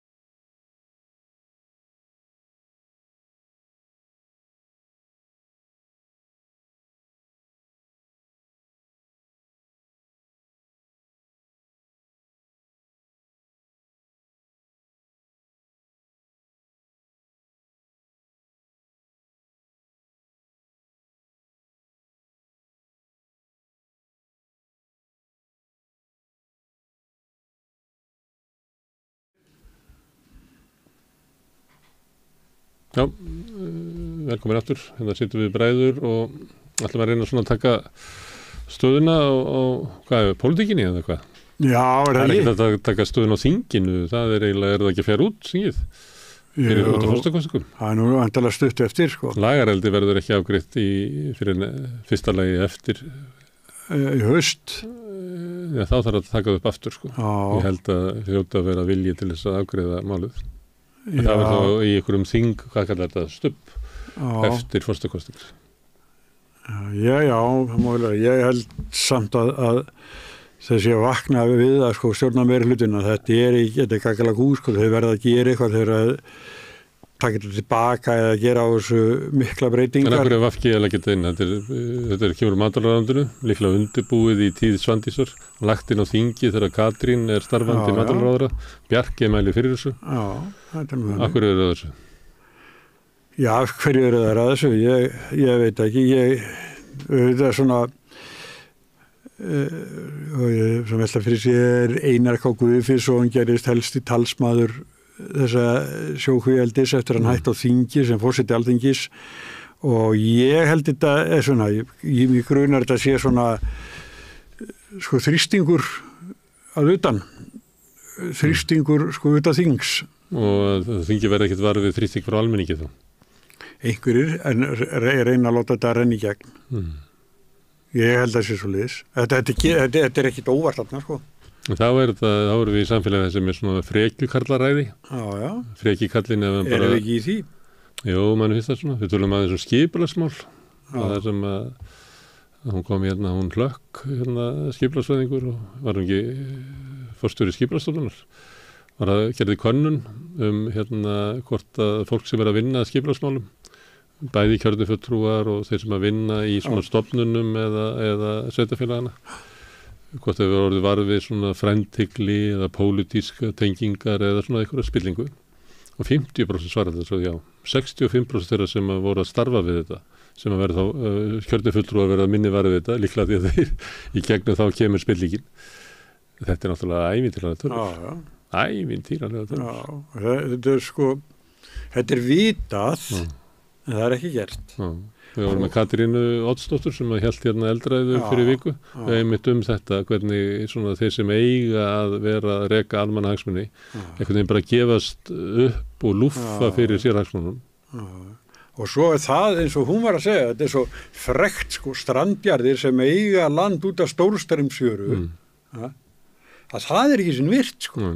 Þeir eru konið svo mikið upp í land nærri landi að þeir geti ekki sinni virt sko lóðamörkin eða jarðamörkin eða hvað maður kallaði sko og það er sá sem hún er að vinna fyrir hérna á Snæfjallaströndinni hann býr við þetta hann er með strandjörð og hann á lóð eða jörðin eða landamörkin hans eru út af sko Stórstreymisfjöru en þar eru konar kvíar sko af því að það var eitthvað sem bara frekjaðist áfram. Já, og það er annað líka sem hún sagði... Nefnir þetta sé bara mútur, ég spil stundum að því, hvað er múturnar? Hvað er múturnar? Ég meina, Árni var að segja að verðmæti þeirra leyfa sem er búið að útluta hér, það eru 111 milljarðar sem við kjósum að innheimta ekki, sem að sömu fyrirtæki... Sem við veljum, að gera ekki. Já, sem að sömu fyrirtæki styrkt að borga í Noregi, en... hver gefur 111 milljarða bara út í lofti sko þessum spilum að fá eitthvað fyrir nema þetta sé bara stjórn Íslands sé svo deig hérna hann bara vill þetta maðurinn og ég vil ekki hafa hann hérna á skrifstofunni bara fram til vors en hann Einar Guðfinnsson með frekjuna í sér þannig að við ekki bara láta þetta eftir hann það er nóg að hafa Kristján Lofsson við talaði við Hlökk það var líka sko við varum að tala skipulagsmál og við varum að tala líka byggingarétt hérna en kallin er bara að koma hérna bara aftur og hann vill fá að auka hæð ofan á bygginguna á þéttingaréttum verður við ekki bara að láta það eftir honum þú veist að sumuleit er þetta bara svona og svo er almannahagsmunirnir bresta og komin skuggi þannig að það sést ekki sko til sólar á tveimur neðstu hæðunum á húsinu á móti og svona einhver leiti er eins og við séum bara einhverjum svona frekjukallaræði. Ég skrifaði eins og frétt bara upp úr samþykktum borgarinnar að þá var verið að samþykkja aukið byggingamagn eins og þetta hefði kallað á eitthvað hús í Valskverðinu og svona eftir á sko eftir á það er að enginn tekur eftir því sko og þannig að það er svona nýlegt dæmi þetta ég held að sé nú er verið að byggja hús sem er á horninu fólk sér þetta þegar að keyra austur eftir Miklubrautinni Þannig að Valskverið, það er húsið sem að verða þá norðast og vestast. Það er svona hús sem er alveg á horninu, áður og keyrir sko hérna svo flugvallavegin líklega heitir það ennþá. Nyrst og vestast? Það, ég man eftir skrifum, kannski varst þú að skrifum það, að þá var það þannig að það var lóð sem var vel hliðin á íslenskri erfðagreiningu sem að endaði hjá einhverjum, ég man ekki hverjum, en þá var stegaltinu frá maður sem að sagði sig hafa haft velyrði fyrir að fá þessa lóð. Og ég held að hann hafi ekkert haft fyrir sér í því, eða bara einhverju koktelbúðinu bara? Já, hann taldi sér að velyrði og þyrfti að fá skadabætur frá borginni. Og þá var mér sagt að sko samningurinn hefði verið að hann fekk eina auka hæð akkurat á þetta hús. Enda þegar þú keyrir þarna vestur og þú sérðu þetta er aðeins, það er einn hæð og mikið á þessu húsi. Já, það er fyrir næst miklu bröndinni. Já. Það átti að vera hótel eða ekki? Já, fyrst var það hótel og svo var það það var stærsta hótel í Íslandi. Já, eftir í hvernig svona vindurum blés. Já. Þar var bætt við einni hæð miðað við áður samtíð skipulag. Já. Það má vel vera að við búum bara í þannig samfélagi að svona hluti bara renna í gegn. Kannski er það bara að það er stjórnsýslan upplifið það að hún sé til að þjóna bröskurum og okrurum og frekuköllunum, en það sé ekki hennar hlutverk að þjóna hagsmunum almennings. Almenningur, þetta er almenningur svona bara bögg og svona óánægja þeirra sem að ekki njóta gæðana.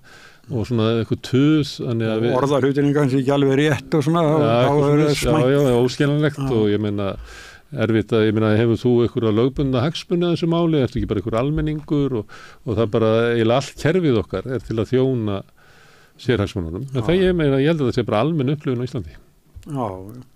Ég held að við séum með öðruvísi, ég var nú eitthvað að reyna að ræða þetta áðan að Hulda vildi fara svona bara eitthvað hringin og við verðum ekkert verri heldur en kannski ykkur land í Evrópu, en ég til að við að miða okkur við Norðurlöndin.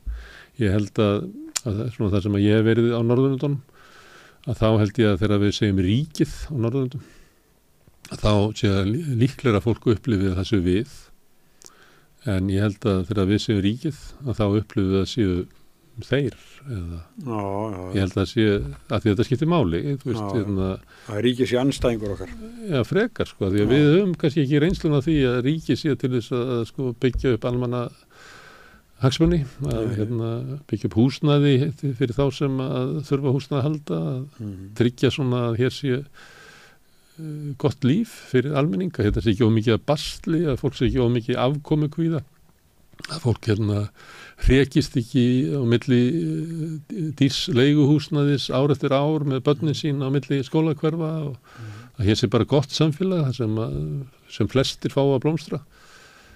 Það er ekki.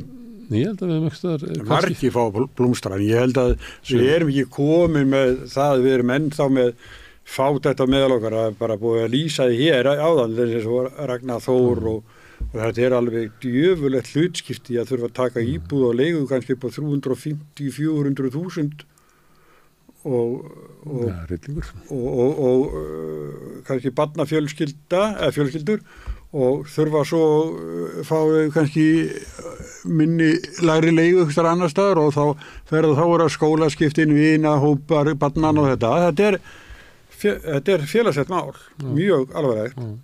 Og það er ekki gott samfélag sem að fjöldi fólks getur ekki stofnað heimili af því að þú veist, unga fólki getur ekki hluta heiman eða fólk er bara svo fátækt að það býr við aðstæður það sem er ekki hægt að halda heimili af því að það er bara eitthvað að húsnæðinu svo mikið þröngbíli eða þú ert að deila einhverju Getur þetta verið hluti að ásökunni fyrir því að konur fæða færri börn heldur en áður gert meðaltali þess að við erum þjóðunar að fækka sko fæðingum að fækka og getur að verið að konur sem eru á þessum aldri að þær kannski búa við mjög erfiða fjárhagslega stöðu leigu íbúð eða með afborganir sem eru kannski 400.000 á mánuði og sjá ekki sko möguleikana að geta búið barni það líf sem það á skilið sko. Getur það verið? Það eru breytingar sem að dregur úr fæðingartíðinni alls þar í heiminum og það er einhver leiti bara breytingar á samfélagunum að stórfjölskyldunar er einhvern veginn að brotna upp og það er svona minna öryggi, það er börnunum fækkar þegar fólk fer úr sveit í borg, að því að í sveitinni eru börn stundu vinnuafl en í borginni eru þau bara kostnaðar og svona, og þannig að það er svona að vera hluta þessu, en þegar er spurt og hvort að fólk telji sig hafa efni á að eignast börn, að þá kemur fram í íslensku könnunum að munurinn á milli þeirra sem eru tekju minnsti fimmtungurinn og þeirra sem eru tekju hæðsta fimmtungnum, ég man ekki hvað það var, hvort það var 8-falt sem er líklega að þessi eignist börn heldur en þessi. Og þetta er náttúrulega svo gríðarleg stéttaskipting og við sem Íslendingar, því að við eigum að muna aftur í vinnuhjúa ástandið, þar sem að stór hluti alþýðu Íslendinga var algjörlega ófrjáls, bjó heima hjá atvinnurekandanum, mátti ekki eignast börn, því þú mátti ekki eignast börn nema þú myndir gifta þig, þú máttir ekki gifta þig nema eftir einhverja eignir og þú áttir einhverja eignir, þannig að þú varst dæmdur til svona geldlífs. Þetta ætti að vera þannig að þegar svona upplýsingar koma að þá ætti að vera bara íslenski þjóðarsál, alveg bara alveg svona bara neyðar blístur, en ég held að ég bara þekki lenga stjórnmálanum sem er sem bara lyft augabrún yfir þessu. Nei. Og það er ekki oft sem að koma í íslensku könnunum svona afgerandi munur á stéttaskiptingu, því að yfirleitt er það ekki mælt, heldur að vera mælt menntun eða búseta eða aldur, en aldrei stéttir eða mjög seldan, og það stundum hægt að ráða það í gegnum menntunina, en það er ekki alveg ekki góður mælikvarði, af því að það er hópur sem er ekki mikið menntaður en er mjög vel stæður, svona fjólubláa fólki þetta í einhverju svona konun, þannig að við sjáum þetta sjálf, en þarna sjáum við það líka við höfum séð vísbendingar lífslíkur í sambandi við menntun, þar sem við sjáum að þeir sem hafa það betur, sem eru með langskólamenntun, að þeir bara, ég held að muni bara 6 eða 8 árum sem er lifa lengur. Það er alveg sláa. Já, ef við myndum ná þessu að gera raunverulega stéttagreiningu á þessu, þá verður munur líklega meiri. Þannig að við erum komin í samfélag, þar sem að þeir sem eru neðar í stéttunum, að þeir lifa skemmur, þeir eignast síður börn. Við erum bara leiðin inn í vinnu hjá ástandi. Svo er hellinga af þessu fólki sem býr hjá atvinnurekandanum, bara í ykkur verbúð og eru í ykkur starfsmannalegu og búa í húsnæði sem starfsmannalega reddar. Býr í ykkur svona verbúð. Ég gerði það í nokkur ár, en ég var alltaf frjálsamt, ég gæti alltaf farið, ég var ekki með, útgerðarmaðurinn var ekki með atvinnuleyfi mitt, Nei. En ég heiti svona unga pólska strák á Patró, sem hafði náðst mynd á honum þar sem hann fór út og reykti þegar hann mátti ekki reykja. Þannig að hann bara bannaði að fara í smókpás. Það mynd á honum að hann var reykinn og þá misti hann húsnæðið. Þannig ég hitt hann bara fyrir þetta vinnustæði sinna. Já, hann var bara að vinna og skaust aðeins út, þú veist, ég meina, eflaust verið ég vunni í svona, þetta var svona eins og móttaka að vera í frystúsum. Það var oft kemur bara svona að þú bara vinnur þar sem þarf að vinna og stundum er bara býðið til næsta hlassi. Næsta hlassi ekki komið og hann skaust og reykti og þá var reykinn. Og við það mist hann húsnæðið sitt. Þannig hann var atvinnulaus og heimilislaus á Patró. Út af sígardinni. Þetta er mörguleiti í Íslandi í dag, sem að því miður eins og ég held að kom ekki nógu mikið fram, af því að maður finnur að stundum að það er svona, við rauðaborðið er svona ólíkt sjónamið á það, hvernig samfélag við lifum í, sem við vilja eins og við, og kannski margir viðmælendur okkar vilja horfa á það, við svona meta það út frá þeim sem að standa veikt, við svona bara horfa á það eins og þessi bíll, við svona skoða það sem er bílað í bílum og horfum á samfélag út frá því. En svo koma sem að stjórnvöldur alltaf halda að okkur, ég meina, heimilin hafa aldrei skuldað eins lítið og við höfum aldrei haft það eins gott og sjáum ekki veislunarstrákar og allt þetta, sem að vilja bara neita því að horfa á einhvern hluta þjóðarinnar. Er fyrir ekki að þú segja þetta, skulda lítið. Manst þú töluna yfir hvað yfirdráttalán einstaklingar eru há? Nei, það er ekki 1300 miljardar. Og það er á 12% raunvöxt. Þetta er stærsta gullnáma í heimi. Og annað, að þú ert með yfirdráttarlán, á reikninginum og bankinn hækkar vextina, þá þú ekki látið vita. Það er engin látið vita. Það bara hækkað og þú bara kveikir ekki á því kannski fyrir hún fyrir bara að skoða ennum að svona talnagúrúar sko, en venjulegt fólk áttar sig ekkert á þessu. Það getur hækkað kannski 0,25 eða 0,5 eða eitthvað, sem eru alveg rosalega mikli peninga þegar skuldin er svo miklar sko. En það er þessi... En þú ekki spurður, samþykkjur það, Gunnar Smári, að við hækkum... Hvert ætlar að fara það í næsta banka sem við nákvæmlega sem næstu? Já, ég sagði við minn banka... Það er ekki samkeppni. Ég gerði þetta allt sjálfur og á ég að borga ykkur alla þessa 10.000 fyrir það. Ég fer í einhvern annar banka. Þá sagði Sigurjón, þetta er nákvæmlega sama það. Þú kemst ekkert. Þú getur valið hvernig liturinn er á vörumerkinu, hvort það sé rautt og vilt vera Íslandsbanka, það getur verið svona fjólubláttu vilt vera í Landsbankanum og bláttu vilt vera í Arion. Það er nú einu munurinn. En svo er samkeppni í bönkunum, það kom fram í einhverju spjallirna, mikil samkeppni í að ná í sko stóru fyrirtæki. Þar er samkeppni milli bankana. En þau eru með fullkomna einangunar og fákjörnistöðu gagnvart okkur og smærri fyrirtæki. Það er sem nú bara þykkur það sem að vera rétt. Ragnar Þór sagði að þau var orðin vör við það að fólk sem vinnur á litli fyrirtækjum er bara að missa vinnuna því fyrir eigendurnir gefstur. Standi ekki undir vöxtunum. Sem er alltaf sorgleg dæmi sko. Því að þá er reksturinn ekki meira en það að eigendurnir er í persónulega ábyrgð fyrir öllu saman og það getur alveg ótrúlega skellur ef að sko gert ráð fyrir að borga svo mikið í vexti en svo bara hækkar og þá er það kannski það sem að eigandinn þurfti til sín eða til uppbyggingar fyrirtækinu, tækja kaup eða eitthvað, þá er það bara frá og þá bara missir fólk yfirna. Svona er það. Það er líka í þessu og eflaust er þetta rétt hjá Ragnar Þór því að hann er bara að taka móti þessu fólki sem er að missa vinnuna. Og þá er það þannig að eins og kom fram hérna áðan, að Seðlabankinn er að hækka vexti til þess að draga úr þenslu í ferðaþjónustu.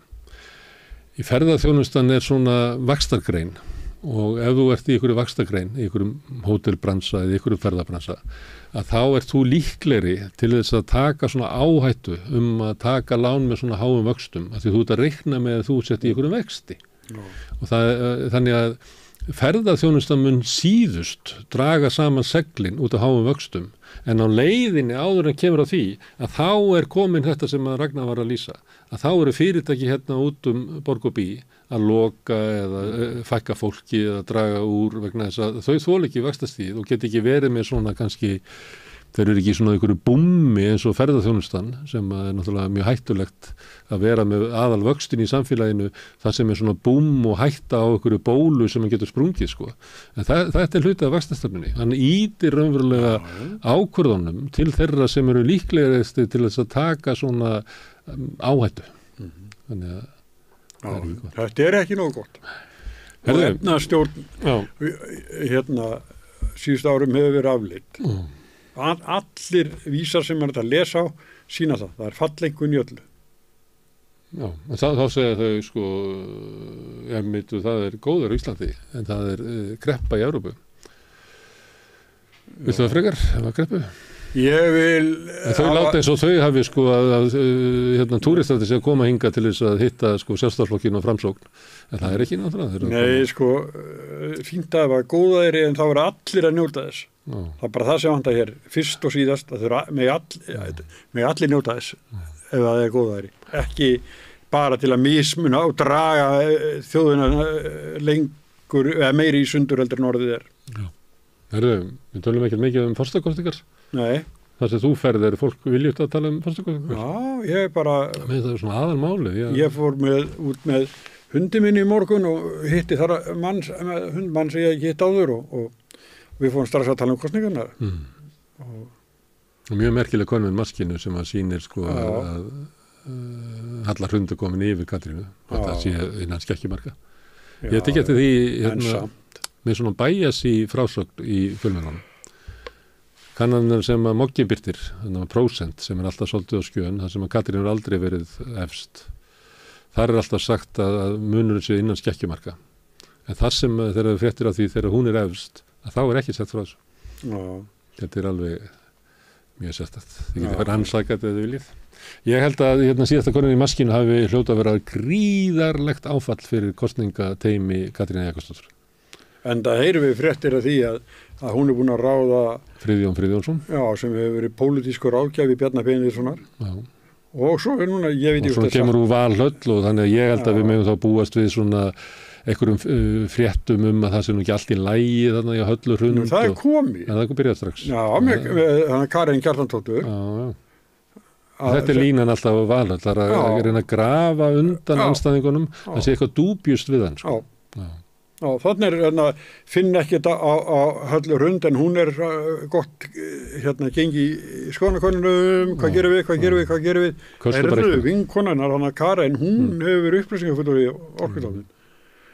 Þannig ekki aðstoðar konur Katrínar að vinna?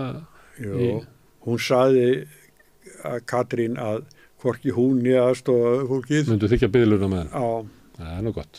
En þau eiga þá biðluninu bara inni. En hvaðan heldur að hafa komið svona þessar myndir af Baldur og Felix hafi verið okkur homaklúbum í Evrópu?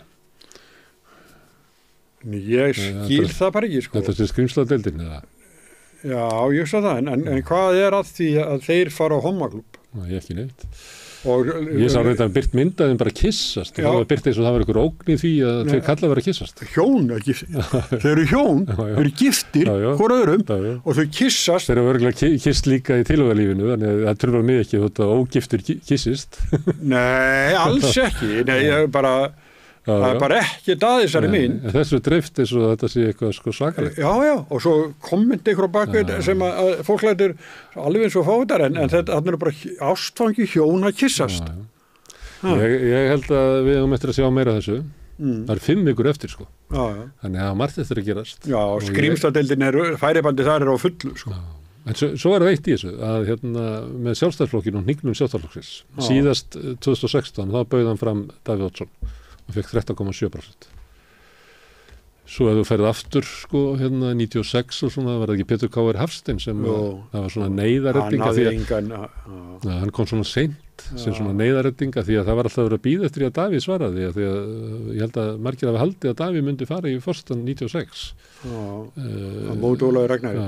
Pétur fekk ekki góða kosningu. En ég held að sé að minnka alltaf minna og minna og það sem mér fannst áhugavert í maskinukonunni þó að sé varhugavert að lesa og mikið í svona breytur að þá Halla Hrund sá frambjóðandi sem að getur hoggið inni í sko víi Katrínar Jakobsdóttur að því að maður sá að mestasveiflan var frá Katrínu yfir í Halla Hrund, það er svona helmingurinn af því sem Halla Hrund bætti sig kom frá Katrínu, eða svona tæplega en það sem var merkilt við að Halla Hrund nær inn í eldra fólkið og hún nær líka inn í sjálfstæðisfólkið og svona íhaldsfólkið og meiri sig að minnkaði sko stuðningur fólks sem að gaf sig upp við að kjósa VG á milli kannana við Katrínu.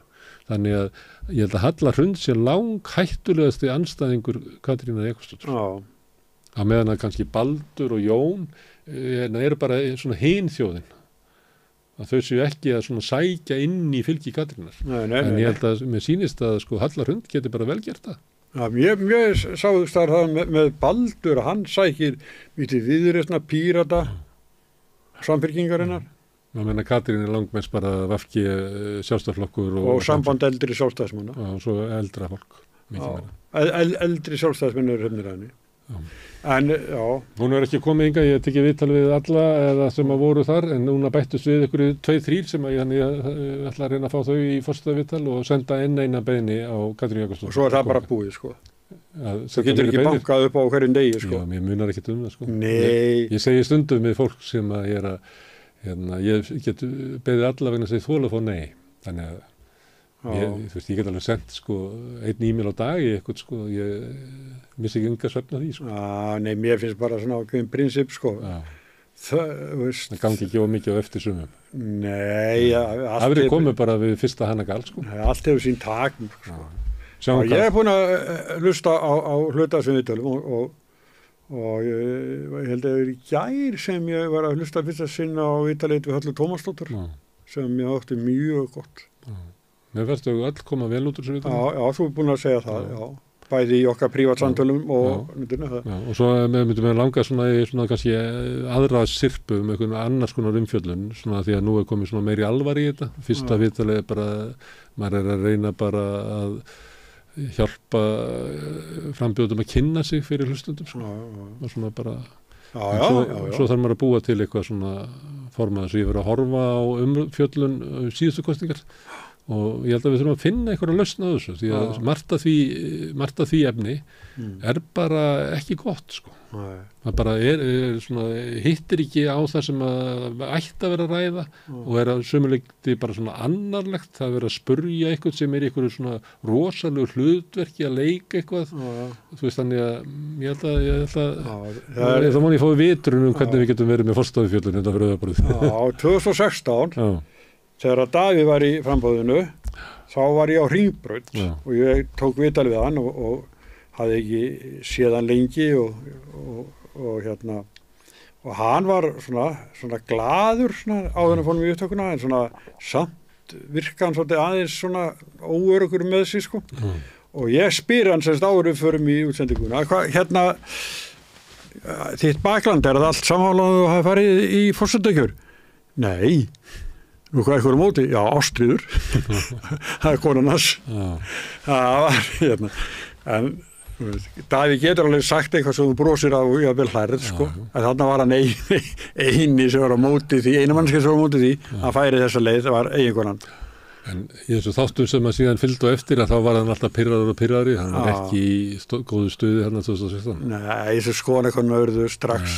Það er erfitt að vera í svona mótbyr. Það eftir að koma í ljós ef að fer vaxandi mótbyr gagnvart Katrínu, þá þarf hún náttúrulega að breyta einhverja, minnst að eftir að koma fram ennþá, hvert er svona erindi hennar í þessum forstakostingum? Minnst það ekki alveg komið fram. Já, ég hef verið lesið allt sem hún sagt. Ég er að leita að þessu vegna að ég tók eftir einu sinni, þá segir hún eitthvað í þáveruna að þegar maður er í forsætisráðuneytinu þá er maður að fást svona við frá degi til dags eitthvað svoleiðis, en forsæti getur hort lengra og ég sagði hún ætlar að koma með eitthvað, þú veist, hvernig við viljum að samfélagi eitthvað þróast til lengri tíma, en mér finnst það bara ekki að koma í hjá henni, sko, en við viljum við að hún þrói samfélagið til lengri tíma. Ég var ekki að segja að við myndum kjósa hana, ég var bara að segja að ég reiknaði með því að hún myndi bjóða upp á það. Það er ekki kannski sterkur leikur hjá henni, við munum hvað þegar hún sagði, sko, hún get ekki beðið eftir réttlætinu, rétt áður hún fór í ríkisstjórn. En sko, Katrín sem stjórnmálamaður í forsætisráðuneytinu er ekki góður frambjóðandi til forseta, það er að breytast eitthvað. Já, en það er bara engin tími þarna á milli, sko. Jú, en hún þarf þá að birtast sem eitthvað annað fyrirbrigði. Hún er að vera kafteinn á skúti sem er rekka upp í fjöru, hún tekur eina björgunarbátinn og ræri land. Þetta er ekki... Ég myndi ætla, út af þessu sem þú ert að segja, að þá verður hún að birtast með einhverjum öðrum hætti. Já, ég skil hvort af það. Já, en ég hef ekki séð að það sé verið að gera það. Þannig finnst mér leiðilegt að tala svona. Ég alltaf svo oft talað við Katrínu og indal kona sko. Já, það er náttúrulega þannig og við verum að muna það í samfélaginu að þú getur verið ósammála ákvörðun hennar að fara forseta. Í því fælst ekki fordæming á henni sem persónu. Alls ekki. Nei, ég sagði bara svona, mér finnst það stundum svona skríti sko, því þetta er svona manneskja sem að Ég get sagt að þetta er sko bragðvont gúllas sem þetta að gefa mér.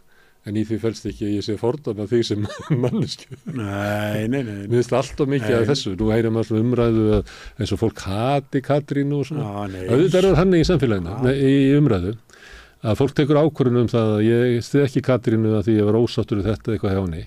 Og svo þekkjur það alveg að sumir þegar þeir alltaf rökstuða skoðunum sína að þá gefa þeir alltaf svona rosalega í að þau af því ég var ósáttur við ákvörðunnar að þá er ég alltaf að fara að sanna það að hún er í ómögulega á öllum sviðum og sumuleyti er þetta bara merki svona svolítið vanþroska getu til þess að taka þátt í umræðu hjá viðkomandi einstaklingi. En ég er ekkert viss um þetta að sé eitthvað hatur í sjálfsög, sko. Ég get ekki séð að eitthvað hati Katrínu Jakobsdóttur, sko. En svo til þess eins og bæði Baldur og Jón Gnarr, ég er vel málkunnugur þeim báðum, sóma menn og allt, sko. Þannig að það er erfitt að velja. Það er að vera gott. Það er miklu betra að fara á veitingastað, það sem er bara gott á matselunum. heldur en að þú verður að velja bara kóktelsósu. Já, svona já, eins og morgun verða að borða á vondu gisti heimili eitthvað staðar út á landi þar sem skorpið bónusbrauð og gulur ostur og smá kornflex og það það sem þú ert að velja. Þú veit að getur eitthvað að þessu af því að þú ert svangur, en þetta ekki það sem þú hefur óskaður. Ég hef nú verið á hótel út á landi sem hefur nú fjölbreyttari morgumatur en þetta.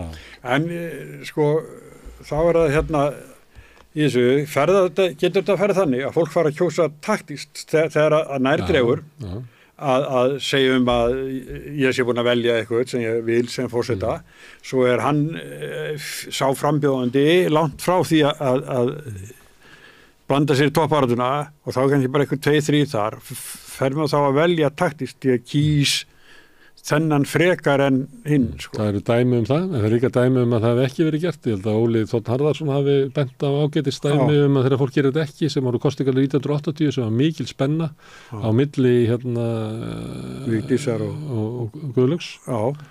Og maður myndi ætla að þeir sem ætluðu að kjósa Albert eða Pétur myndu þá velja annarkvæmt þeirra. En það sem að gerðist eiginlega niðurstaðan upp úr kjörkossunum var nákvæmlega það sem að skoðanakönnun hefur sýnt. Þannig að það var eiginlega enginn sem kaus taktíst þá, nema fólk hafi kosið svona alveg þess og kruss taktíst einhvern veginn.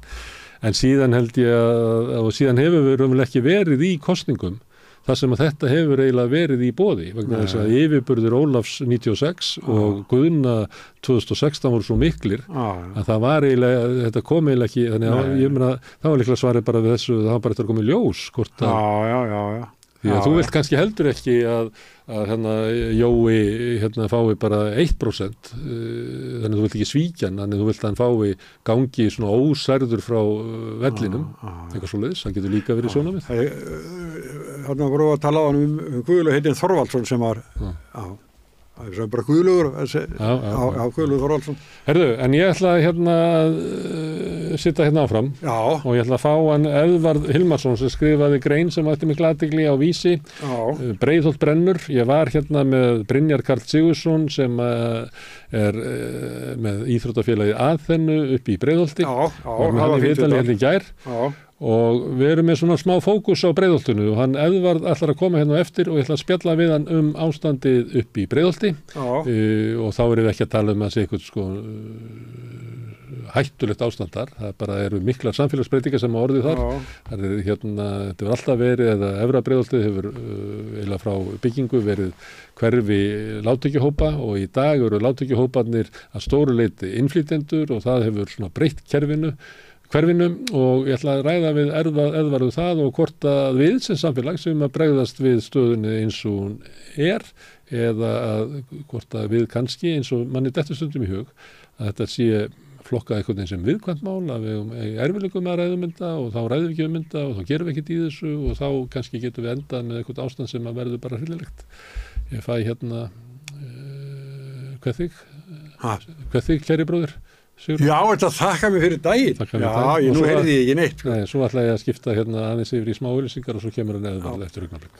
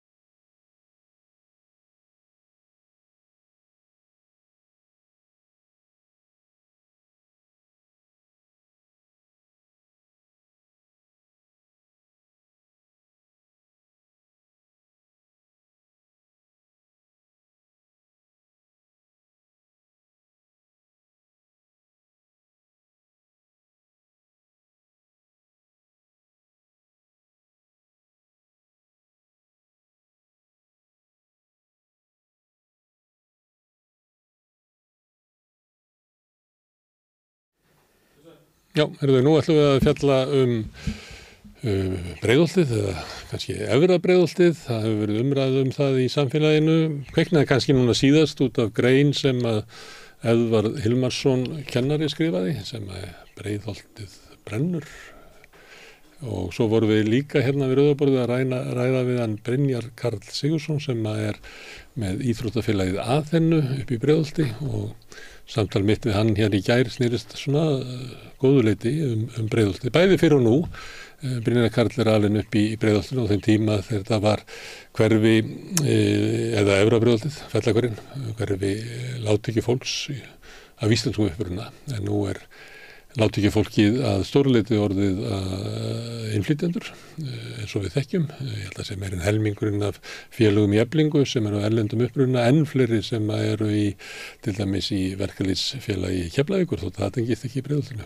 Þannig samfélagsbreytingar sem á orðið og þetta náttúrulega gríðarlega breytingar sem eiga sér stað, reynir á alls konar kerfi og reynir á samfélagið sjálft. Og okkur langar hérna í þessu þætti og svo við Rauðaborðið að ræða svolítið þessar breytingar sem að verða upp í Breiðholti og hvernig það birtast. Og þá kannski eðlilegt að byrja á því að fá Eðvarð hingað. Jú, stálur að segja. Blessar. Til og með þess að þú skrifar þessa grein, þannig þá eðlilegt að bara byrja þar. Má ég spyrja af hverju skrifar greinina? Ég skrifa hann í rauninni að því að það allar viðvörunarbjöllur búin að hringja í þarna huganum af fólki sem að býra þarna og rauninni bara í landinu.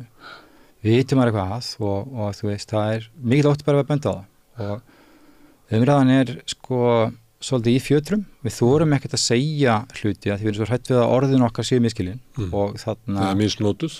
Já, það misnotuð og þú veist, hluti klipptir úr samhengi.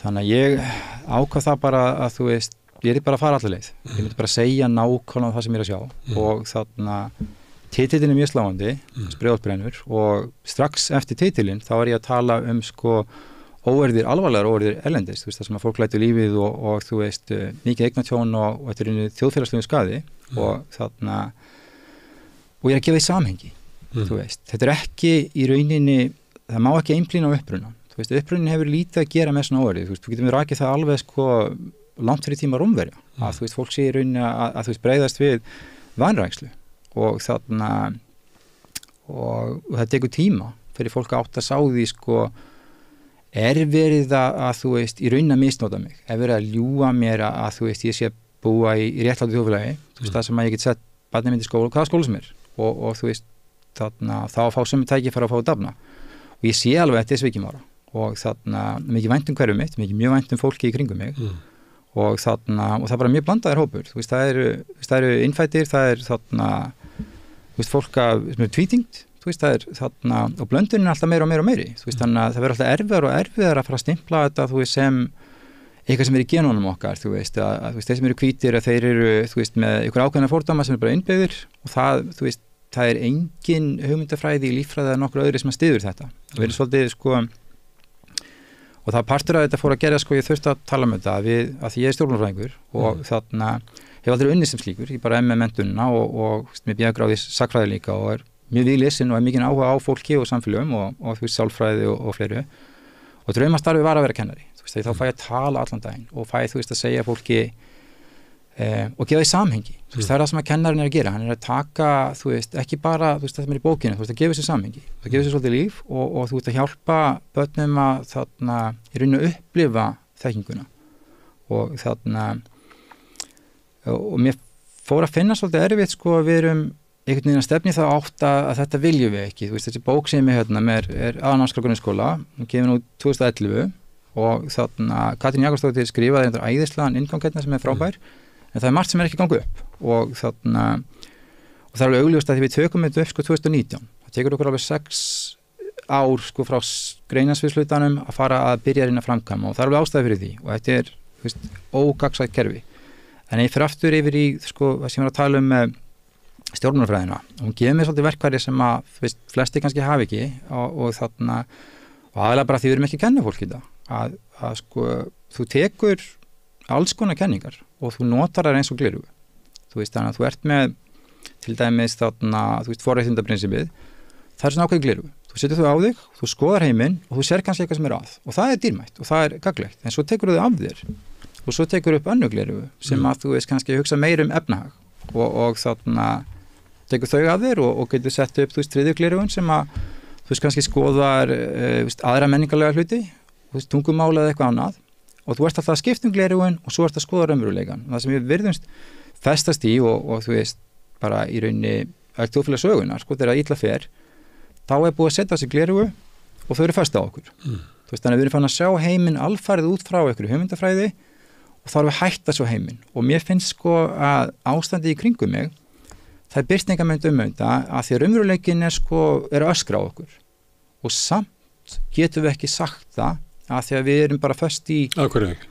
Það er við erum föst með þessi gleraugu og við líka trúum því sko allir aðrir sjá þetta þó eins. Þú veist þannig að ef að ég segi, til dæmis það var haturslaukið sem að, þú veist, fór ekki í gegn og við líka með dæmi þarna í Evrópu, bæði á Írlandi og í Skotlandi og þú veist, og þetta svolítið þessi hugmyndafræði sko, hún hætt að ganga upp af því að þarna að þetta svo huglægt og þetta náttúrulega, veist, og það aldrei góð sviti ef að ríkið, þú veist, fær að stýra ykkur sem huglægt þú getur ykkur völd og hann fær svo að túlka þú veist út á hvað það snýst og það náttúrulega sko kerfislega andstæði við öfgar og stundum það til að byrja með og hverfa en stundum þá ná þær að þú veist yfirgnæfa og ég ekki að segja að þú veist að hatursorðræða náttúrulega alveg eitt mál en þegar engin með hvað hatursorðræða þá erum við í vanda og þarna til dæmis að skrifa Breiðholt brennur og fara að tala óverðir þú veist, það verður allir hrættir bara guð minn almáttugur, hvernig getur maður verið að tala svona og það það sem að vantar vanlega umræðuna, það samhengið þess vegna var þessi grein alveg í góðu lagi af því að það samhengi fyrir öllu sem ég segi og greinin ábyrgt samtal. Já, en þú skrifar hana til þess að vekja athygli á ástandi sem að þú hefur á tilfinningunni að sé ekki upp á borði af því að við eigum einhvern veginn erfiðleikum með að ræða það eða hvað? Sko, það sem að gerast að sko, og þetta eru 3 hlutir sem við erum í vandræðum með. Það sko, það ábyrgð. Íslendingar eru bara sérfræðingar í því að hafa hana hvergi og þú veist, ég veit ekki hvaða fræði ég vil nota til þess að reyna að þú veist vinda af því, en við erum einhvern veginn að búa til kerfið það sem að enginn ábyrgur fyrir neinu. Það er bara sama hvað það Og þá bregst kerfið ekki við breyttum aðstæðum eða hvað? Nei, við verðum svolítið meðvirk og þú veist, þeir eitthvað fyrir útskeiðis, það sést bara á, þú veist, ráðherra kannski skiptur stól og þú veist, erlendist þú veist, þá myndi það telja sko bara djúpstæðu vandi ef að þú nærði ekki stjórnarmanni úr herbygginu, þú veist, hann getur bara fært sig til, þú veist, það allavega ekki svona góð optik, sko, þetta lítur ekki vel út utanfrá. En varðandi Breiðholtið eins og núna, hvernig birtist ábyrgðarleysið í Breiðholti? Sko, það sem að gerast þar að Breiðholtið ekki í sjálfum sér, sko, vandinn. Það sem að gerast að hann miklu víðtækari og hann byggir á, þú veist, við náttúrulega vera kerfi, við menntakerfi sem raunin ekki að fungera þannig að við höldum að gera. Þú veist, það að gera eitthvað annað en þarna, við höldum. Þetta í raunin ekki sem heilstæð eining, þá þetta hvorki eining nýjað eitthvað sem að skapa réttu afurð. Þetta í óefbæði og þarna... Hvernig birtist það? Það birtist sko þegar þú tekur aðstæður sem eru fer að varða aukafullar og þú veist, sem bara krefjandi verkefni, en nú ertu komið með, þú veist, alveg bara langt umfram meiri hluta af erlendum uppruna, börn af annarri kynslóð, börn af fyrstu kynslóð sem að, þú veist, þurfa bara að komast í málumhverfi og fá tjá sig. Og þarna, eins og ég talaði í greini minna, barni mitt þú veist, við leikskóla, hann tvítyngdur, það annar barn sem tvítyngd og svo eitt barn í viðbútt sem að, þú veist, talaði íslensku á heimilinu, og svo 15 annar barn sem með erlendan uppruna. Í hvaða málumhverfi hver hann til þess að læra, þú veist, að tala íslensku? Og þá bregst kerfi við reyndar með að reyna að láta þau lesa, en þú veist, það leysir hlutavandanum í rauninni og ekki að leysa vel því að við skoðum sko lokaafurðina þá getum við dæmt kerfið og það sem ég sko ótti við það að tala lokaafurðina og sérstaklega innan sko stofnanna það er erfitt að gagnrýna, fólk tekur að nær sér og það er búið að missa sko samhengið, heildarmyndin og horfin að þú veist við erum í rauninni að reyna að framleiða eitthvað sem menntun og sem framtíð fólks og við látið svona eins og sko ef við værum í veitingahús og þú veist heilbrigðislyftið kemi og myndi segja við sko að maturinn, hann ekki hæfur til manneldis. Þá myndir þú bregðast við og segja, nú þurfum við aðeins að fara að skoða okkar en þú myndir ekki taka reiðin og segja en en við skreyttum rosalega vel, þú veist, það mæta allir á mótnana og þarna, þú veist, nefnapörin eru vel þrifin. Fólk er að leggja sig fram, eins og stundum er gert hérna á Íslandi, það er oft talað sko, ef að vera gagnrýna, þá eigum við að viðurkenna að vilja raun allir vel. Já, og sem er alveg rétt, sko, og við hefum líka vera, málið, þú veist, það er kannski óþarf að vera að hampa hlutin sem eru í lagi. Þú áttir innan bara viðurkenna hér vandamál og fara þá að leita af. En má ég spyrja, hérna með deildina sem að sonuðinn, eða ekki, er á, það sem eru það var á, hann er ekki í það sem var á, það sem eru 3 sem að tala íslensku heima hjá sér, að hluta til, en 15 ekki, að 3 af 18. Hvað í, hérna, hvernig getur við tryggt syniðinum að hann myndi alast upp inn í íslensku samfélagi, eða íslensku málumhverfi? Sko, þetta eru leikskólakennarar, þeir eru, þú veist, þetta fái menntaði núna í kerfinu, en þarna, þetta er stjætt sem að veit alveg hvað hann að gera. Þú veist, við þurfum að spyrja þetta fólk, hvernig hann áfara þessu, ekki sérfræðingarnir sem er að koma utanfrá. Þeir eru nefnilega með raungleru og svarið er rosalega einfalt. Þú þarft í rauninni, einhver þarf að tala við barnið. Þú veist, við fundum upp siðmenningu, borgir og þú veist, þarna, stærðfræði og bara ótrúlegustu hluti áður en við komum í þetta mál. Og þarna lesturinn er ekkert forsenda þess að allt gangi upp. Samtalið, það er það sem við sem, þú veist, í rauninni dýrategund, þróumst yfir í eitthvað annað, þar að við tölum. Þú þarft að bjóða þessum börnum tækifæri til þess að geta talað. Og það gerist ekki ef að engin jafningi hefur tök á málinu, það er bara augljóst. Að, þú veist, það er alveg bara tapaspil. En hvað gerum við þeirri stöðu? Við þurfum að hafa fleira fólk og við þurfum ekki að dreifa þessu öðruvísi. Við þurfum bara að játa það, sko, og það er enda vandamál í þessu kerfi, sko, að auðvitað er þetta sérskóli. Þú veist, aðstæður eru þannig að þá þarf það mikla sértæka aðstoð að þetta er orðið sérskóli, en það vil enginn tala um það því það verður fordómar. Og það er aftur þessi glerugu, sko, að festa fólk, að það er að ímynda sér að allir í hverfinu séu svo viðkvæmir fyrir stimpil. Þetta fólk er viðkvæmt fyrir grimmd gagnvart börnunum þeirra, ekki fyrir því að vera stimplað, sko, sem eitthvað sem þarf aðstoð. Sko, við erum, þetta er ekki þessi fólk að kenna, það er í vinnunni, það er allstæðir í þjóðfélaginu að vinna og borga skatta og þarna og rétt á skólaþjónustu fyrir börnin sín. Já, og líka treysta því að við séum að standa við það sem við segjum, en ef við skoðum lokaafurina, ef hún er engin, þá, þú veist, er prósessin ekki virka. Hérna, við fluttum til Parísa þegar dóttir okkar var 7 ára og þá fór hún inn í skólakerfið og við völdum skóla sem hafði gott orð á sér að vera með góða aðlögunardeild og þá var dóttir okkar fyrst alfarið í svona bekk með hérna öðrum innflytjendum og svo var hægt og bítandi þá fór hún að ganga inn í annan bekk en hafði alltaf stuðning í þessum aðlögunarbekk til þess að læra fransku og fá stuðning, gat leitað með heimanám þar sem að var, þú veist, franska var hérna tungumálið, en svo, veist, samfélagsfræðið eitthvað þar sem að tungumála getan gat dreigið aftur af hennar menntun. Og á hvað aldri var hún? Það var 7 ára. Já, mín dóttir kom hingað, sko, hann er stjúpdóttirinn 7 ára og þú dreift ímyndaði hvernig það væri fyrir hann að fara í 9. bekkinn, skilur, það er svolítið erfiðara. Já, það er svona, hérna, það er eitthvað þrepaskiptingu, en eins og þú ert að lýsa þessu, þá eru kannski leikskólanir uppi í Efra-Breiðholti og Fellakarinu og Fellaskóli, eiginlega bara ein risastór aðlögunardeild. Það vantar skólan. Í rauninni, já. Ef við bara viðurkennum vandann, þá væri þetta sjálfsögðu þannig og þarna, þú þarft fleiri kennara og þarna, þú veist, þú ert ekki endalaust sérfræðinga, eins og við erum með talmeinafræðinga sem er mjög dýrir, þetta eru heilbrigðisstarfsmenn, miklu dýrari en kennarar í rekstri. Þeir eru góðir í að kenna fólki að tala, en kennarar eru góðir í því að kenna fólki samskipti og í rauninni tungumál og samskipti er í rauninni sami hluturinn. Þannig að þú þarft miklu minni hópastæðir til þetta gangi upp eða að fara bara að dreifa fólki öðruvísi. Svo borgirna og bara að fara að blanda saman, sko, hópum. Vantar hérna íbúðir fyrir hérna lágtekjufólk inn í Garðabæ og sko, það er einleið og í Fossvoginn og 107 og fleiri svona hverfi sem eru að verða ansi svona dýr. Já, ég held þessi auðveldara í rauninni að, sko, eftir við færðum skólinn yfir á þú veist, sveitarfélögin, þá myndar ójöfnuð og þetta er bara myndar ójöfnuð, hvernig þá? Sko, ég er núna að klára 5 mánaða veikindaleyfi af því að ég voru að fara 2 aðgerðir, hún að verða fyrir, þú veist, ég bara skemmtur eftir miklu. Það er náttúrulega ekki sett króna í viðhaldið á þessum byggingu sem við erum inn í og við þarna töldum það okkar stærsta sigur til þessi COVID að við allra þjóða settum viðkvæmustu börnin í miklaða skólastofur með grímu, með metur á milli sín og þar fenguðu að dúsa í stæðan fyrir að vera heima hjá sér í faðmi fjölskyldunar og þá styrkjast í móðumáli að þessi börn eru veik á móðumálinu, þau eru með orðafara sem tengist kannski, þú veist, frændi, frænka og tilfinningar og svoleiðis samskipti. Síðan eru þau með skólastofu tungumáli sem íslenskan, það það sem varst að gera í bókunum og svoleiðis og svo eru þau með þarna samskiptamáli sem enskan að þegar við sem krökkum langar að gera eitthvað skemmtilegt eða finna eitthvað þá það ekki til á íslensku í flestum tilfellum því miður og þau eru veik á öllum fremur stöðum.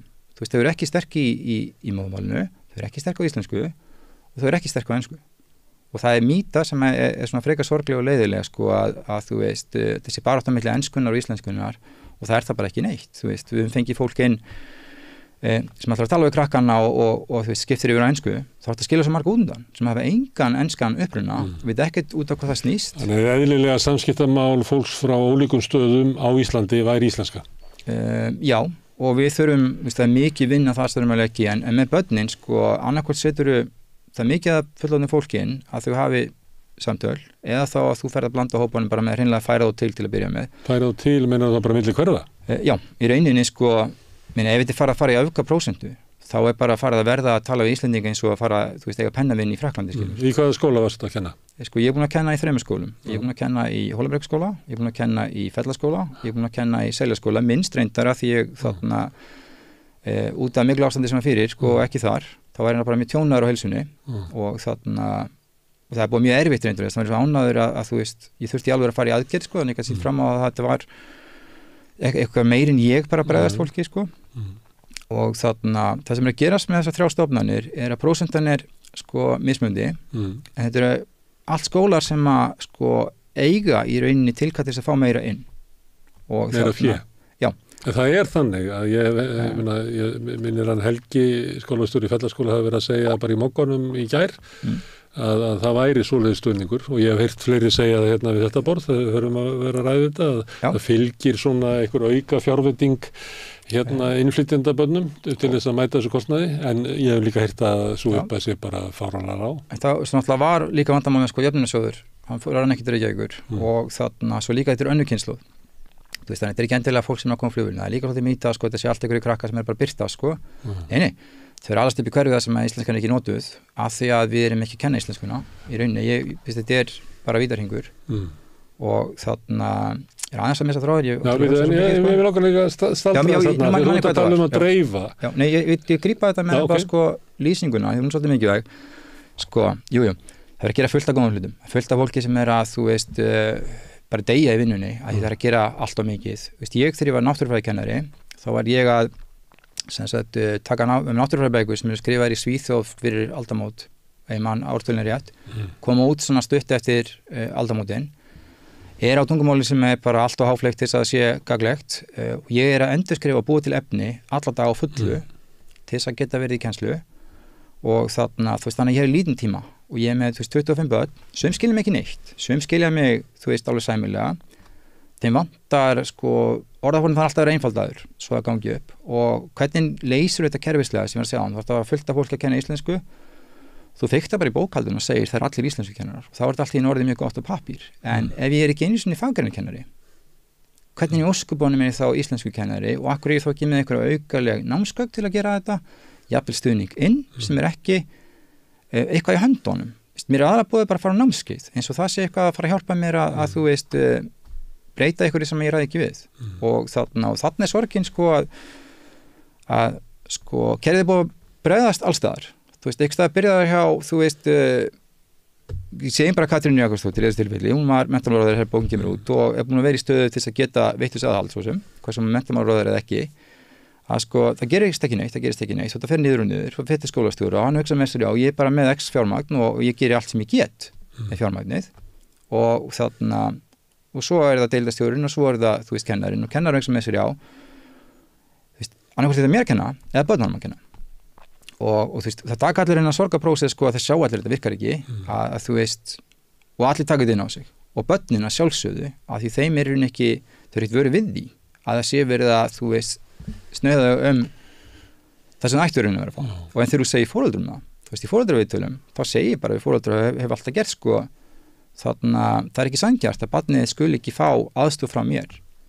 Ég bara get ekki aðstoðu öll í einu og það ekki hægt og þau eru bara fulla saman, þetta eru nágrannar mínir og þau skilja alveg að jú, kerfið ekkert að reyna að leysa úr þessu og það mikilvæga þá upplifa þau að þau séu bara skilin eftir með vandan, hverfið lítið framjá þeim en séu kannski með eitthvað svona fagurgala eitthvað staðar en máli þú mátt ekki segja þetta við fólkið af því það svo mikil ótt það þú veist upplifið það sé eitthvað að líta niður á þessu leis það verið að því með þessari meðferð sko, að þarna sko, þetta snýr svolítið öfugt maður tekur gleraugun af sér og fer að sjá þetta en þegar ég segi við barnið, það ekki sanngjarnt og þú fest ekki hjálp frá mér það ósanngjarnt að þú þurftir að berjast við það að hafa lítið kennsluefni og vondur aðstæður.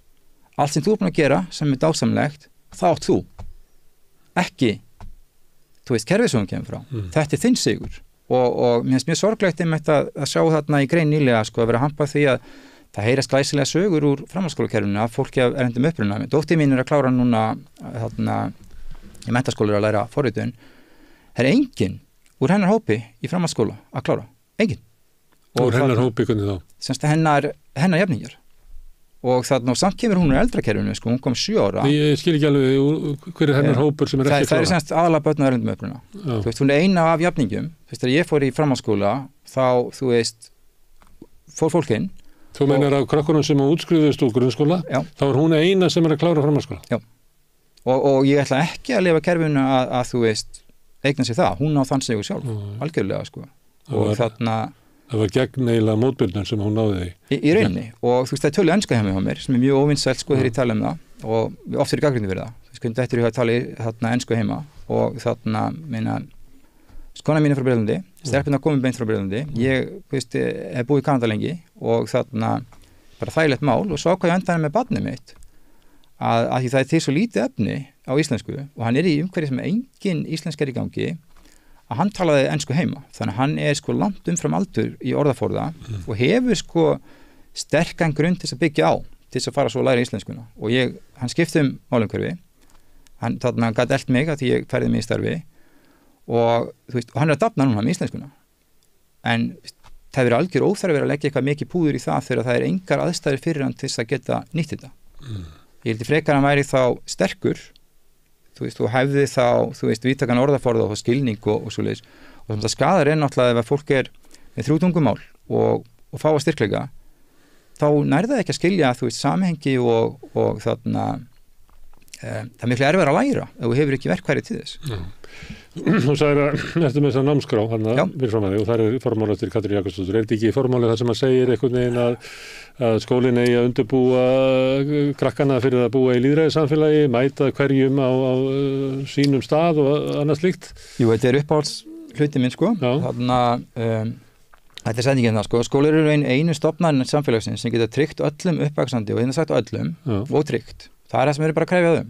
Tryggjum þá öllum þetta. Það væri gott sko. Uppvaxandi kynslóðum tækjur þess að búa sig undir þáttöku í virku lýðræði, tala og gagnrýna og skapandi hugsun og mæta ólíkum félagslegum og menningulegum aðferðum. Og svo líka tala að veita sko það. Má ég aðeins staldra hana, vegna þess að áðan, þá sagðist þú vera inn í náttúrufræðitíma og væri að reyna að kenna börnunum og hluti af þeim, ég fekk á tilfinningur að væri bara stór hluti af þeim, skildi bara ekki hvað það að segja.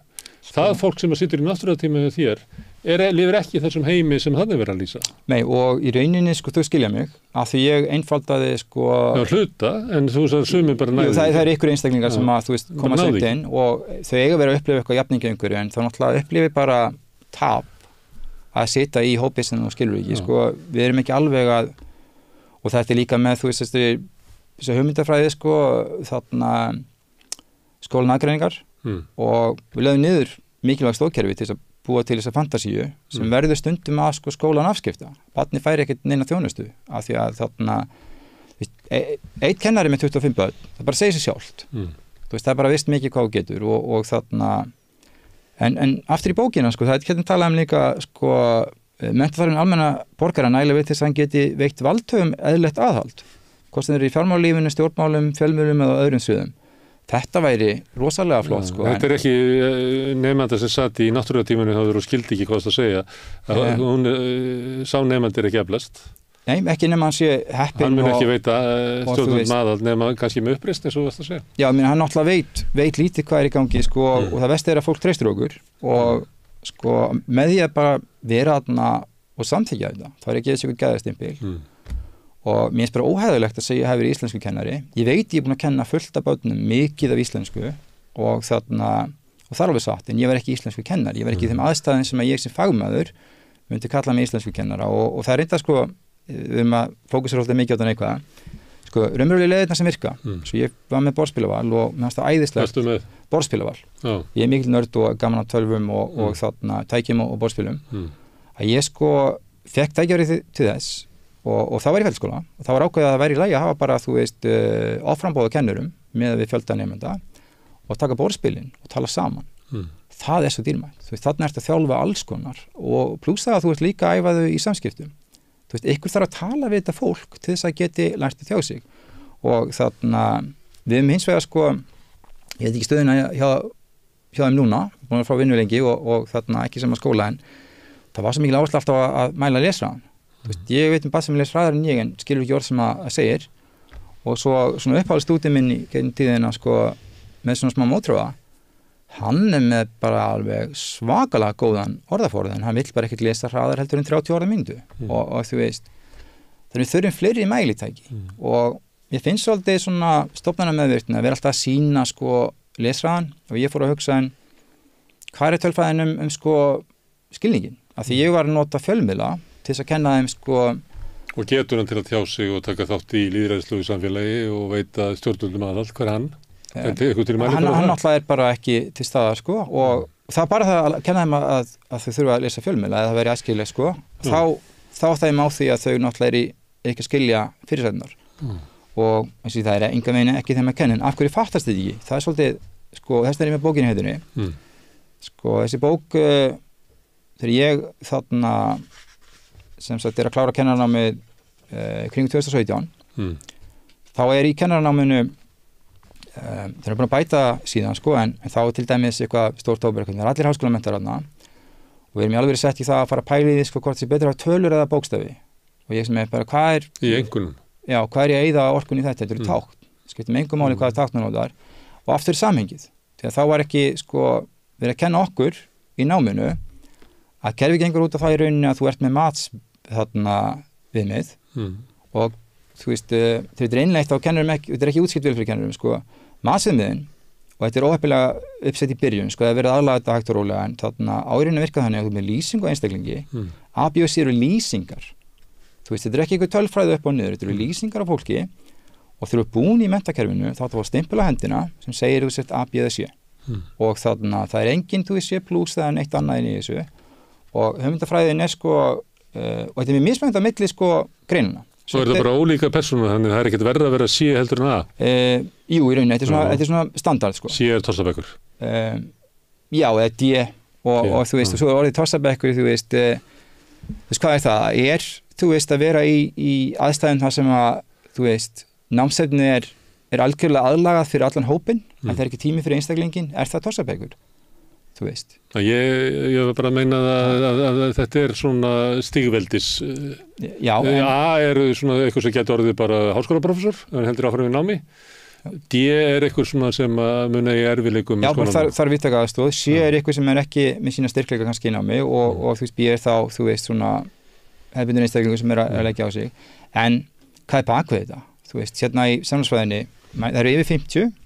Ég er ekki með bókinni sem er ég skrifaði niður hvað er margar sko, þetta eru þar síður hérna þetta er allt eitthvað hæfniðumið þau eru alltaf mörg og þetta er að skapa vandamál sko, við megum breyta þeim sem skóla vissu það ekki tók þetta bara hráttinn og það er svo mikið vinna sem fer í það líka að vera endurvinnunda sko, og yfir það eru sínt dæmi þá eru þau tekin úr yngsta stíðunum þegar yngsta stíð er raunin það sem er að sko, kerfislega virka best en svo fer þetta svona að vera turnin sem fer að halla og hrinur á endan Leikskólanir eru eiginlega hlutastlega betri heldur en grunnskólinn á Íslandi? Nei, það er fyrst til þriði bekkur með aðalnámskrárna og nú er þetta kerfislega vandamál sko út fyrir hverfi líka af því að þarna sko hvað er B í einum skóla af því þetta er svo huglegt sko til dæmis Við skulum ekki tala tölustafi eða bókstafi af því að þú sagðir að það væri bara tákn Já, en ég sagði það var í tákn, en nú þetta lýsingar. Þannig og þá þurfum við aftur að fara að pæla í sko, hvernig kemst það í hvort að lýsingin stendst og þá lendur í vandræðum, af því að eins og í samfélagsfræði kaflanum,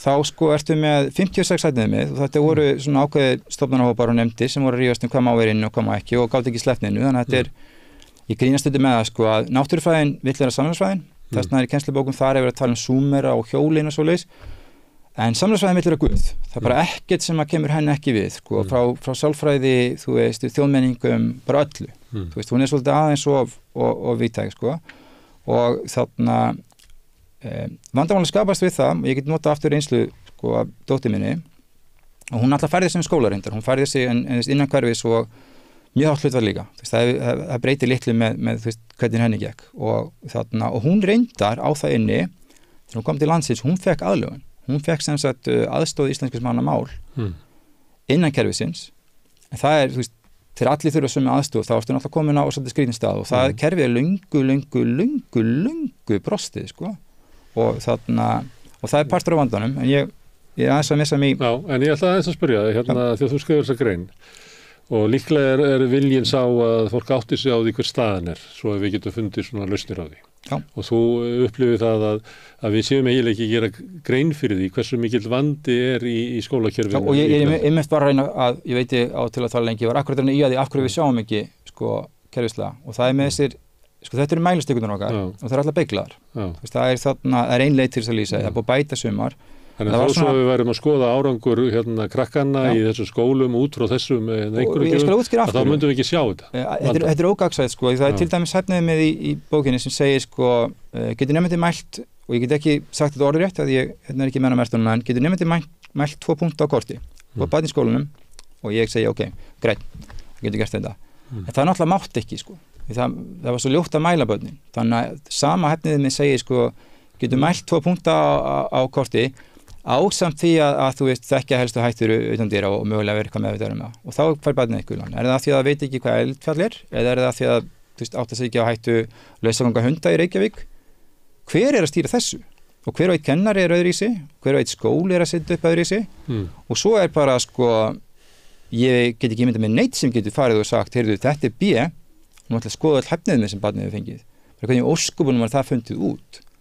Það er engin samleið þarna á milli og þetta sést á samfélagsfræðikaflanum af því hann er svolítið í mótsætt við sjálfan sig af því matsiðmiðin eru skrifuð af öðru fólki heldur en þarna hæfniðmiðin og þegar þetta verið innleitt þá er þetta bara vilt af vestrið. Ég fór á ráðstefnu í háskólanum og þá er kona á sviði að segja það að þú veist skólinn endurskrifaði hæfniðmiðin þannig það er tímið það sem er bara mjög jákvætt sko. Ég er ekki að tala það niður og líka matsiðmiðin og þá fer ég að hugsa sko og þá er fólk að klappa og segja bara you go girl og allir kátir sko og ég þurfti að vera astinn sem að þú veist sér keisaran og réttumöndin segir er það ekki ólöglegt, er það ekki að stofna nýtt menntakerfi og það var rétt að því þú mátt ekki breyta matsviðnum því þá að vera þú veist mælikvæðin sem fyrir inn í framhaldsskóluna og núna er náttúrulega pressa á sko fólk veit að börnin fá ekki og rengunir og skólar eru í vandræðum að því að þú veist ef það er farið í mál við þig hvernig ósköpunum ætlar að útskýra hvernig þessi orðasúpa bjóð til eitthvað sem er kannski ekki endilega í sama samhengi, þetta er svo huglegt og þetta felur vandan sko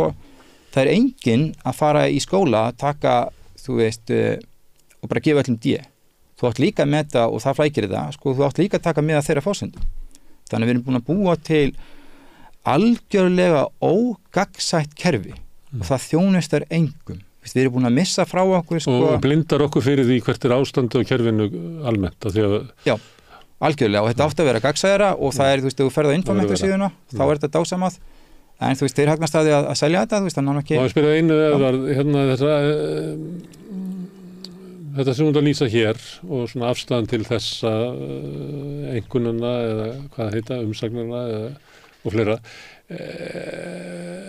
er þetta afstæða sem er almenn meðal kennara? Sko, vandamálið er endur að við getum ekki talað um þessa bók frekar en annað því að hver veit með sikkert kaflan, sikkert aldershópin og skólar fóru að taka upp á skynsamir hlutum eins og að búa til nýtt sem var að setja þú C+.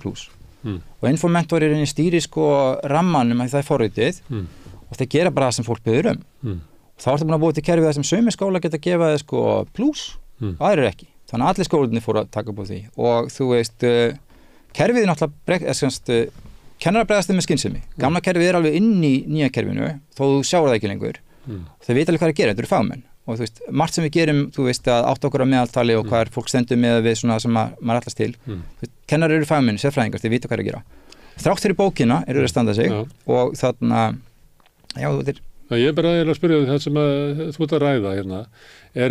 Finnst þér eins og þú setja endurvarpa afstöðu kennara næstu því almennt? Eða þetta svona þín niðurstaða? Sko, ég hef talað þetta og ég veit það að kennarar eru alveg að þú veist, klepra á þessari bók. Sumir eru rosa fylgjendur þá ákveðna hluta og þú veist, dásama sko hugmyndafræðin ekkert slæm. Þú segir já, ok, gamla kerfið var vont að þú varst með eitthvað meðaltal og þú veist veikur vorið og svo þú veist að þú varst ekki í þessu prófu þá færðu þú veist 7 í stæðan fyrir 8. Það maður fattar skynsemin í því.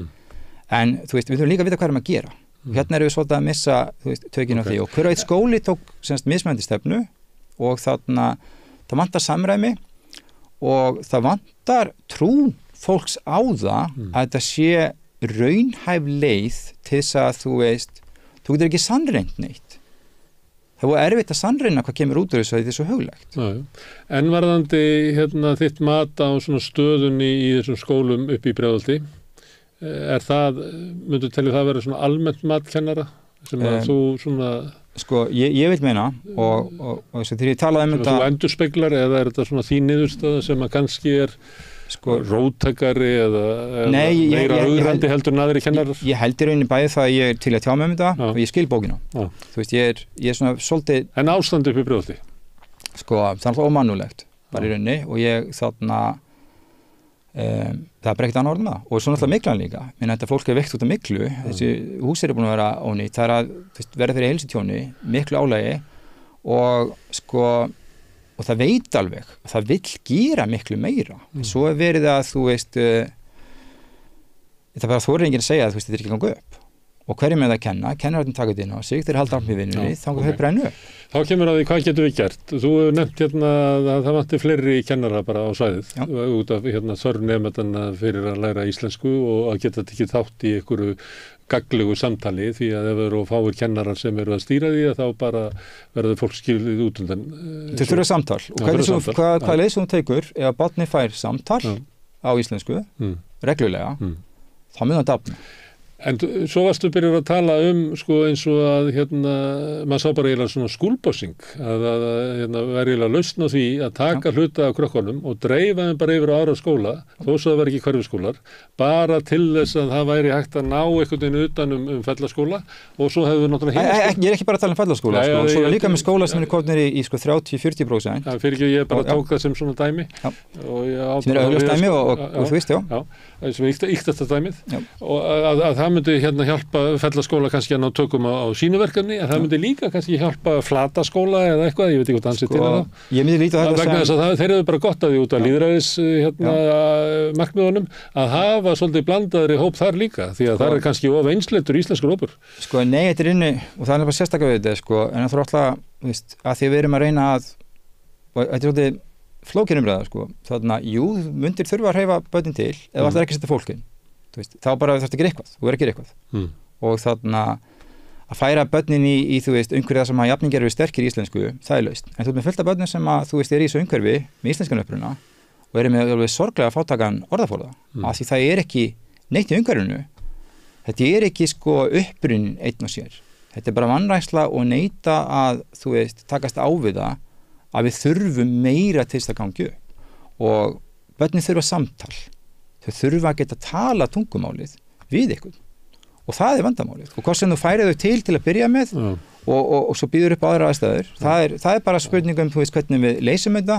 þeir eru búin að viðurkenna hvað er að Ég ætla ekki að byrja þig að leysa vandan Jú, það er þetta tilleið og hún er í greini en þú veist, ég segi hérna 5 sinnum þegar ríkið þarf að koma inn allir skólar í landinu þurfa að vera með sama bakland og þá er mállist. Þú bara ef ríkið tekur skólanum tilbaka og átt þess á því að þú veist að því þú getur lent í aukafellum aðstæðum í mismunandi sveitafélögum þá er þessi trygging í formála ekki trygging.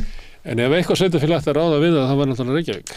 Alls ekki. Reykjavík fekk ekki úr þarna jöfnunarsjóði. Reykjavík er búin að setja alveg hellingur af peningin í þetta. Þú veist, ég þarna til dæmis var með snillismiðu verkefnastjóri og þú veist, ég putti flughermir. Svo börnin gæti, þú veist, fengið sjálfstraust og þú veist, fengið að dafna og njóta sín.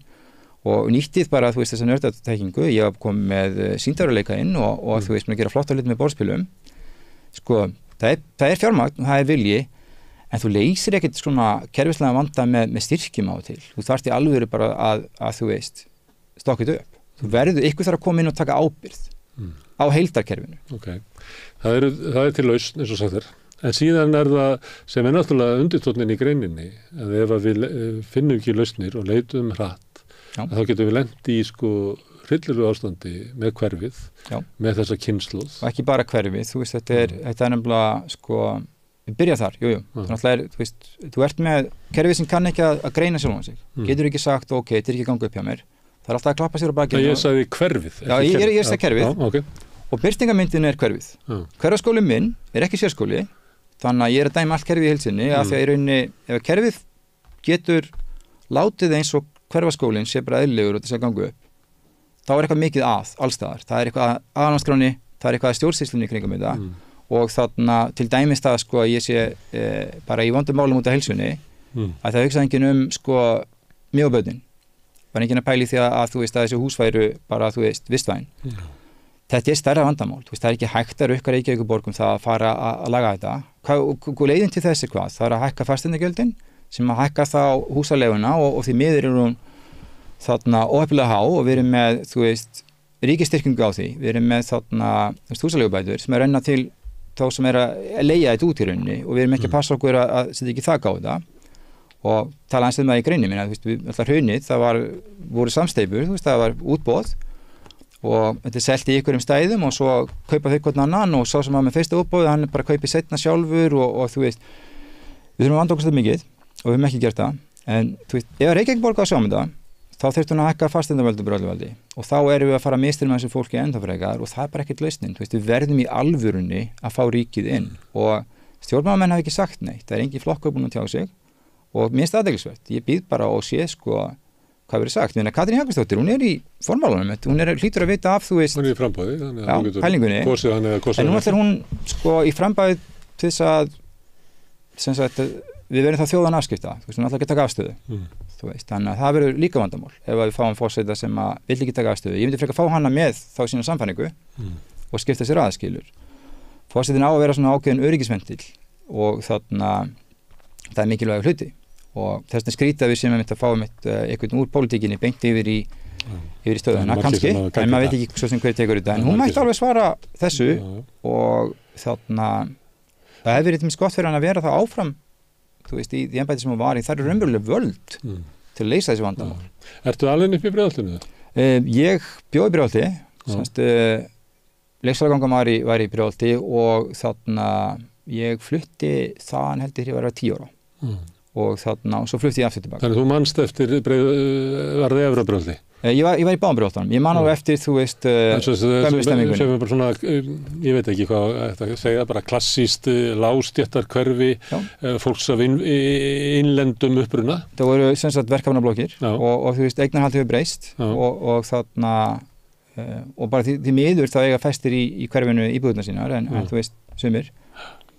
Ég man alveg eftir því sko og það er svo tilheyrir þinni fjölskyldusögu en núna er þetta áfram lágtekju hverfi en það er bara lágtekju fólki að búa að svissa það er stórlega breytt það eru fólk mikið frá Austur-Evrópu, líka frá Asíu og alls staðar aðra á heiminum og maður svo sem skynjar þetta þegar maður fer upp í Breiðholt samt ekki mikið. Nei, og það er skemmtilega með þess að sko sem ég kalla fjölmenningar þráarötu og það er þetta sko, við leysum öll þessi vandamál með fjölmenningar þráarötu semst heiminum eru upprunnin frá þú veist 3 heimsálfum og þú veist við erum að tala um Jemen, við erum að tala um Mórakó, við erum að tala um Ísland hjá mér og svo Bretland og með þess að tengsla Þýskalands það ætti bara ekki að reyka heimilið með það sem sérfræðingar segja sko hvað þetta er allt viðkvæmt og snúið og flókið en þegar þú tala við fólki í Breiðholtinu sem er bara fólki í Breiðholtinu burtsið frá því sko hvaðan kemur það er allir á YouTube, það er allir á Netflix menningin er sko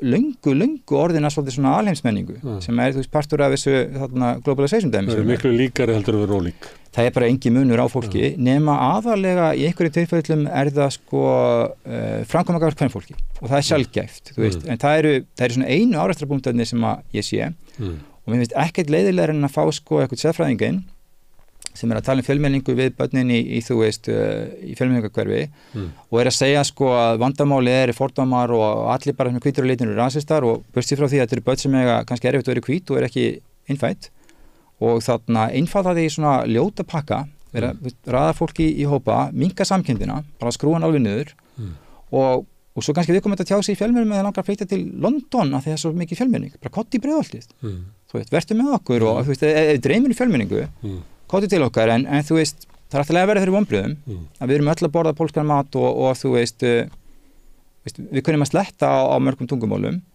en menningin ekki fjölmenning. Þú veist, þetta bara fólk sem í sömu aðstöðum. Byrju, menningin ekki fjölmenning, hvað menningi þá?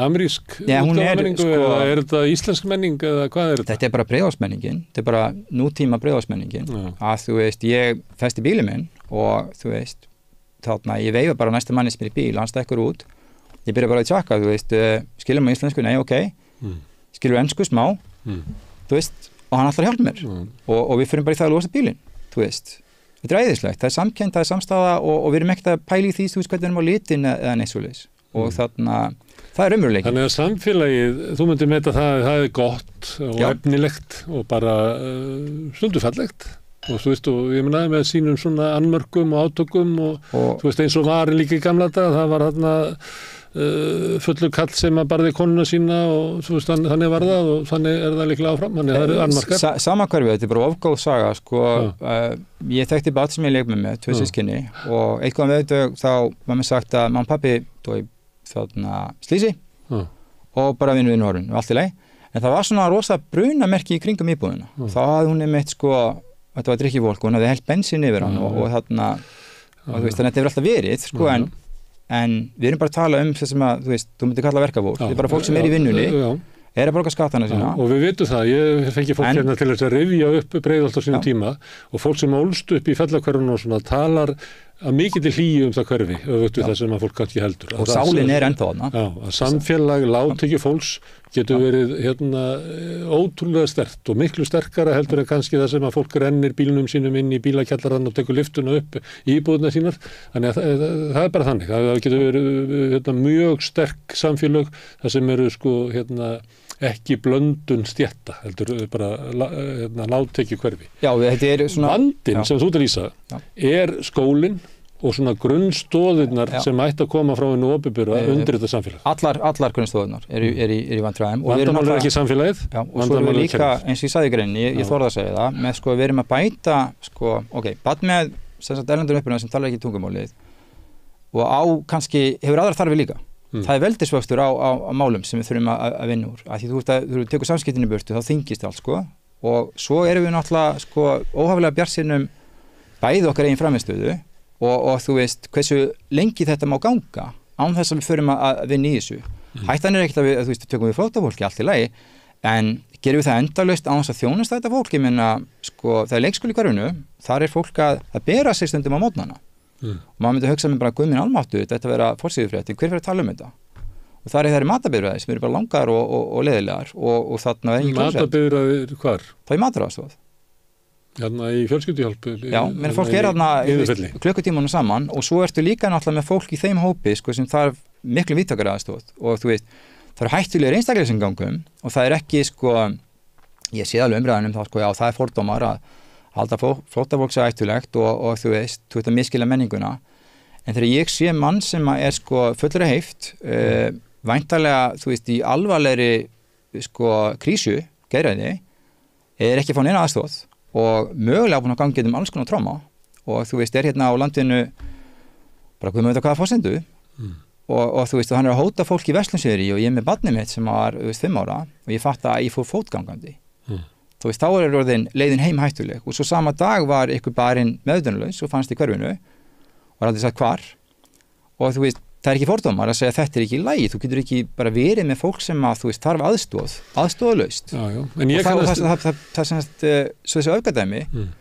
þau svo sko ruggla okkur í rými þegar maður skoða heildamyndina þú ert með verkafólki sem þú veist, hérna og þú veist, jafnvel á annarri kynslóð og svo ertu með sko fólk sem í víðtækum vanda og ekki verið að þjónusta og við erum að eyða peningunum á öllum vestustöðum sko eins og dælaði í leigukerfið og við erum bara stefnið það núna að þú veist, Íslendingar eru bara í hættu að vera heimilisleysir, fullt af fólki bara kortir í það að missa íbúðuna og það treystir ekki kerfinu til að taka við því. Ég meina, ég beið 5 klukkutíma í alvarlegu nýrnastunarkasti sem er sko ólýsanlega sársaukafullt á Slysó og það er bara, sko, ég myndi ekki bjóða neinum upp á það, bara ekki mínum versta óvinni, sko. En ef maður fer svona svolítið aftur upp baki tíman, þá kannast því við miklar umkvartanir á fólki sem að leigir hjá félagsbústöðum. Við getum bara ímynda okkur einstæð móðir með 2 börn og hún fær útlutað íbúð í blokk og þar einni íbúðin er gríðalegt óreglufólk, það sem eru stanslaust partí og brotin upp hurðin og kveikt í póstkassanum. Já, það er fólki eins og ég var að segja. Þannig var þetta bara fyrir 20 árum og 30 árum, þar sem að vera kvartið við þessu og þá segir einstæð móðirinn, af hverju er bara ein skúffa hjá borginni í félagsbústöðum að fólki í vanda og það er svo ólíkt fólk og sumir þurfa bara allt öðru sér aðstoð heldur að vera þarna. Ég er ekki að segja það að drykkjufólkið eða ofneyslufólki sem var þarna á 2A að það eigi ekki að fá þjónustu hjá borginni, en bara af hverju á mín fjölskylda að búa við þessa óþarfa ógn af því að búa í nábýli við þetta fólk. Já, sko, þannig að þeir eru komin yfir sko ákveðin hættumerki og þau dæmir í sjálfgef, en til dæmi sko, það er bara hættulegt að þú ert með einstaklinga sem eru sko, það veika stjórnir sjálfur sér, bursið frá uppruna, þetta er bara fólk í sko hryllilegum aðstæðum og er ódreiknanlegt. Þú veist, hver vil senda barnið sitt gangandi í skóla, vitandi að þú veist, það eru mjög svona desperandi einstaklingar sem að þú veist, hafi ekki eins og von, sko. Hvernig metur þessu? Með því að þjónusta þessu fólki? Sko, í rauninni náttúrulega, það er 20 þeirra að koma til. Fyrst er náttúrulega löggæsla, og löggæsla er ekki, þú veist, vera að refsa fólki og það má ekki segja, þú veist, ó nei, þú mátt ekki handtaka fyrir útlending. Nei, þú í rauninni, og handtakar ekkert að þú veist, setja eitthvað í fangelsi, sko. Þú ferð með valdi til þess aðstoða einstakling sem er í vanda. Ef við komum til hættulegu sjálfum sér og öðrum, þá bara átt að gera það, sko. Og þarna, en þegar þetta er orðið, sko, þetta er svo tengt við staðinn, að því fólkið er að fara það sem mataraðstofinni og það er líka vandamál, sko, við ríkið að skaffa fólki mat. Þú ert ekki að vera að þurfa að leita eitthvað í kirkju eða að fara eitthvað annað að vera að sækja þér, þú veist, hluti sem að, þú veist, matur, húsaskjól þarf heldur ekki að vera neitt æðislega, sko, þú þarf bara öryggið og þarna að vera, þú veist, með íbúð á vondum stað, ég er ekki orðið þannig að það séu vondir staðir, sko, það er ekkert betra heldur en að vera, þú veist, í þarna, í einhvern búðum þar sem hefur kannski herbyggiskilur í einhvern tíma. Þú veist, við hugsaðum að svo rámt að þarna, að við tökum samhengi alltaf í burtu. Varandi Breiðholtið, þú tókst að dæmi fólki sem er að bera sig við leikskóla og er með ofbeldishegðun svona í... Og ég er ekki að, sko... Ég vil langar bara að spyrja þig, heldurðu að það sé minna gert í þessu upp í Breiðholti, heldurðu en ef þetta myndi gerast í Fossvoginum eða 107? Nei, ég held bara að sé allir búin að venjast þessu. Það er upp í Breiðholti, en það er fólk ekki búin að venjast þessu í 107, það verður bara að kæmi löggan bara babú. Já, til að byrja með, sko, en náttúrulega þegar það verður daglegt, þá hættir það að pæla í því, sko, að því að í rauninni, sko, eitthvað sem þarf að komast á klóstið og er settur í það neyðarlegu og ömurlegu aðstæður að það er ekki salerni og þarna, þá bara, þú veist, lítum við fram hjá því. Eins og er raunveruleikinn og strætisvagna niður í Mjöll. Já, og flesti sem eru mitt í, þú veist, þessari mataraðstoð, þeir eru ekki, sko, í byrjuðinni, þeir eru ekki hættulegir, alls ekki, sko. Þetta eru einstaklingar sem eru, sko, þarna, bara á vondum stað og þú veist, og þeir blandast inn við alla hina og þarna, og það sem fyrir aðalega bara í töðuna með því að, sko, óttinn við umræðuna. Auðvitað að þú ert, sko, að flýja landið þitt og ert á einhverju stóru ferðalagi, þá er eitthvað búið að koma fyrir. Og þú ert með það á bakinu og þarna og þú veist, þjóðfélagið það bara að taka við því þú veist, þú ert að taka við fólki eins og það er ekki vera raði í þessa kassa og segja, þú veist, já, það er bara fordómar að hafa áhyggjur af þessu sko, við höfum líka skynsemi og það sem að mér finnst eitt leiðilegast er, sko, að fólki með mestu fordómana að mínum að því, það segir við mann, sko, að ekki tala niður kennarastéttina, passa á því, ekki tala niður hverfið þitt ég líti ekkert niður á hverfið mitt, ég líti ekkert niður á kennarana. Þannig að ég líti ekki á þessi að tala neitt niður. Þetta er fólki sem er í rauninni að signala mér, sko, það lítur niður á. Og þarna, og mér er það svolítið sorgleg, sko. Og maður er ekki tala neitt ástand eða maður sé bara fullkomið. Já, við vera að horfa alltaf á, þú veist, það gerir góður hlutir, en þú veist, ef afurðin er ekki gangu upp, þá náttúrulega, og þá er, þegar ég segja afurði í einu skóli er ekki gangu upp, þá kerfi heilsin ekki gangu upp. Og ég bara er virkilega að meina það, ríkið þarf að koma inn, ekki til þess að fjármagna þetta, til að ábyrgð. Þú veist, það þarf að vera eitt staður sem tekur ábyrgð á þessu, Ríkið kemst upp með það að skapa, þú veist, endalausar væntingar og þarna án innistæðu. Í kerfi sem get ekki staðið við. Sveitarfélögin bara, nei. Og endanum stendur þú frammi fyrir bekk þar sem þú ert raunverulega að svíkja krakkana þá menntun sem þau eiga rétt á. Já. Og þú ert í framvarðasveitinni og ert raunverulega að svíkja að þú sem endanum gerir það.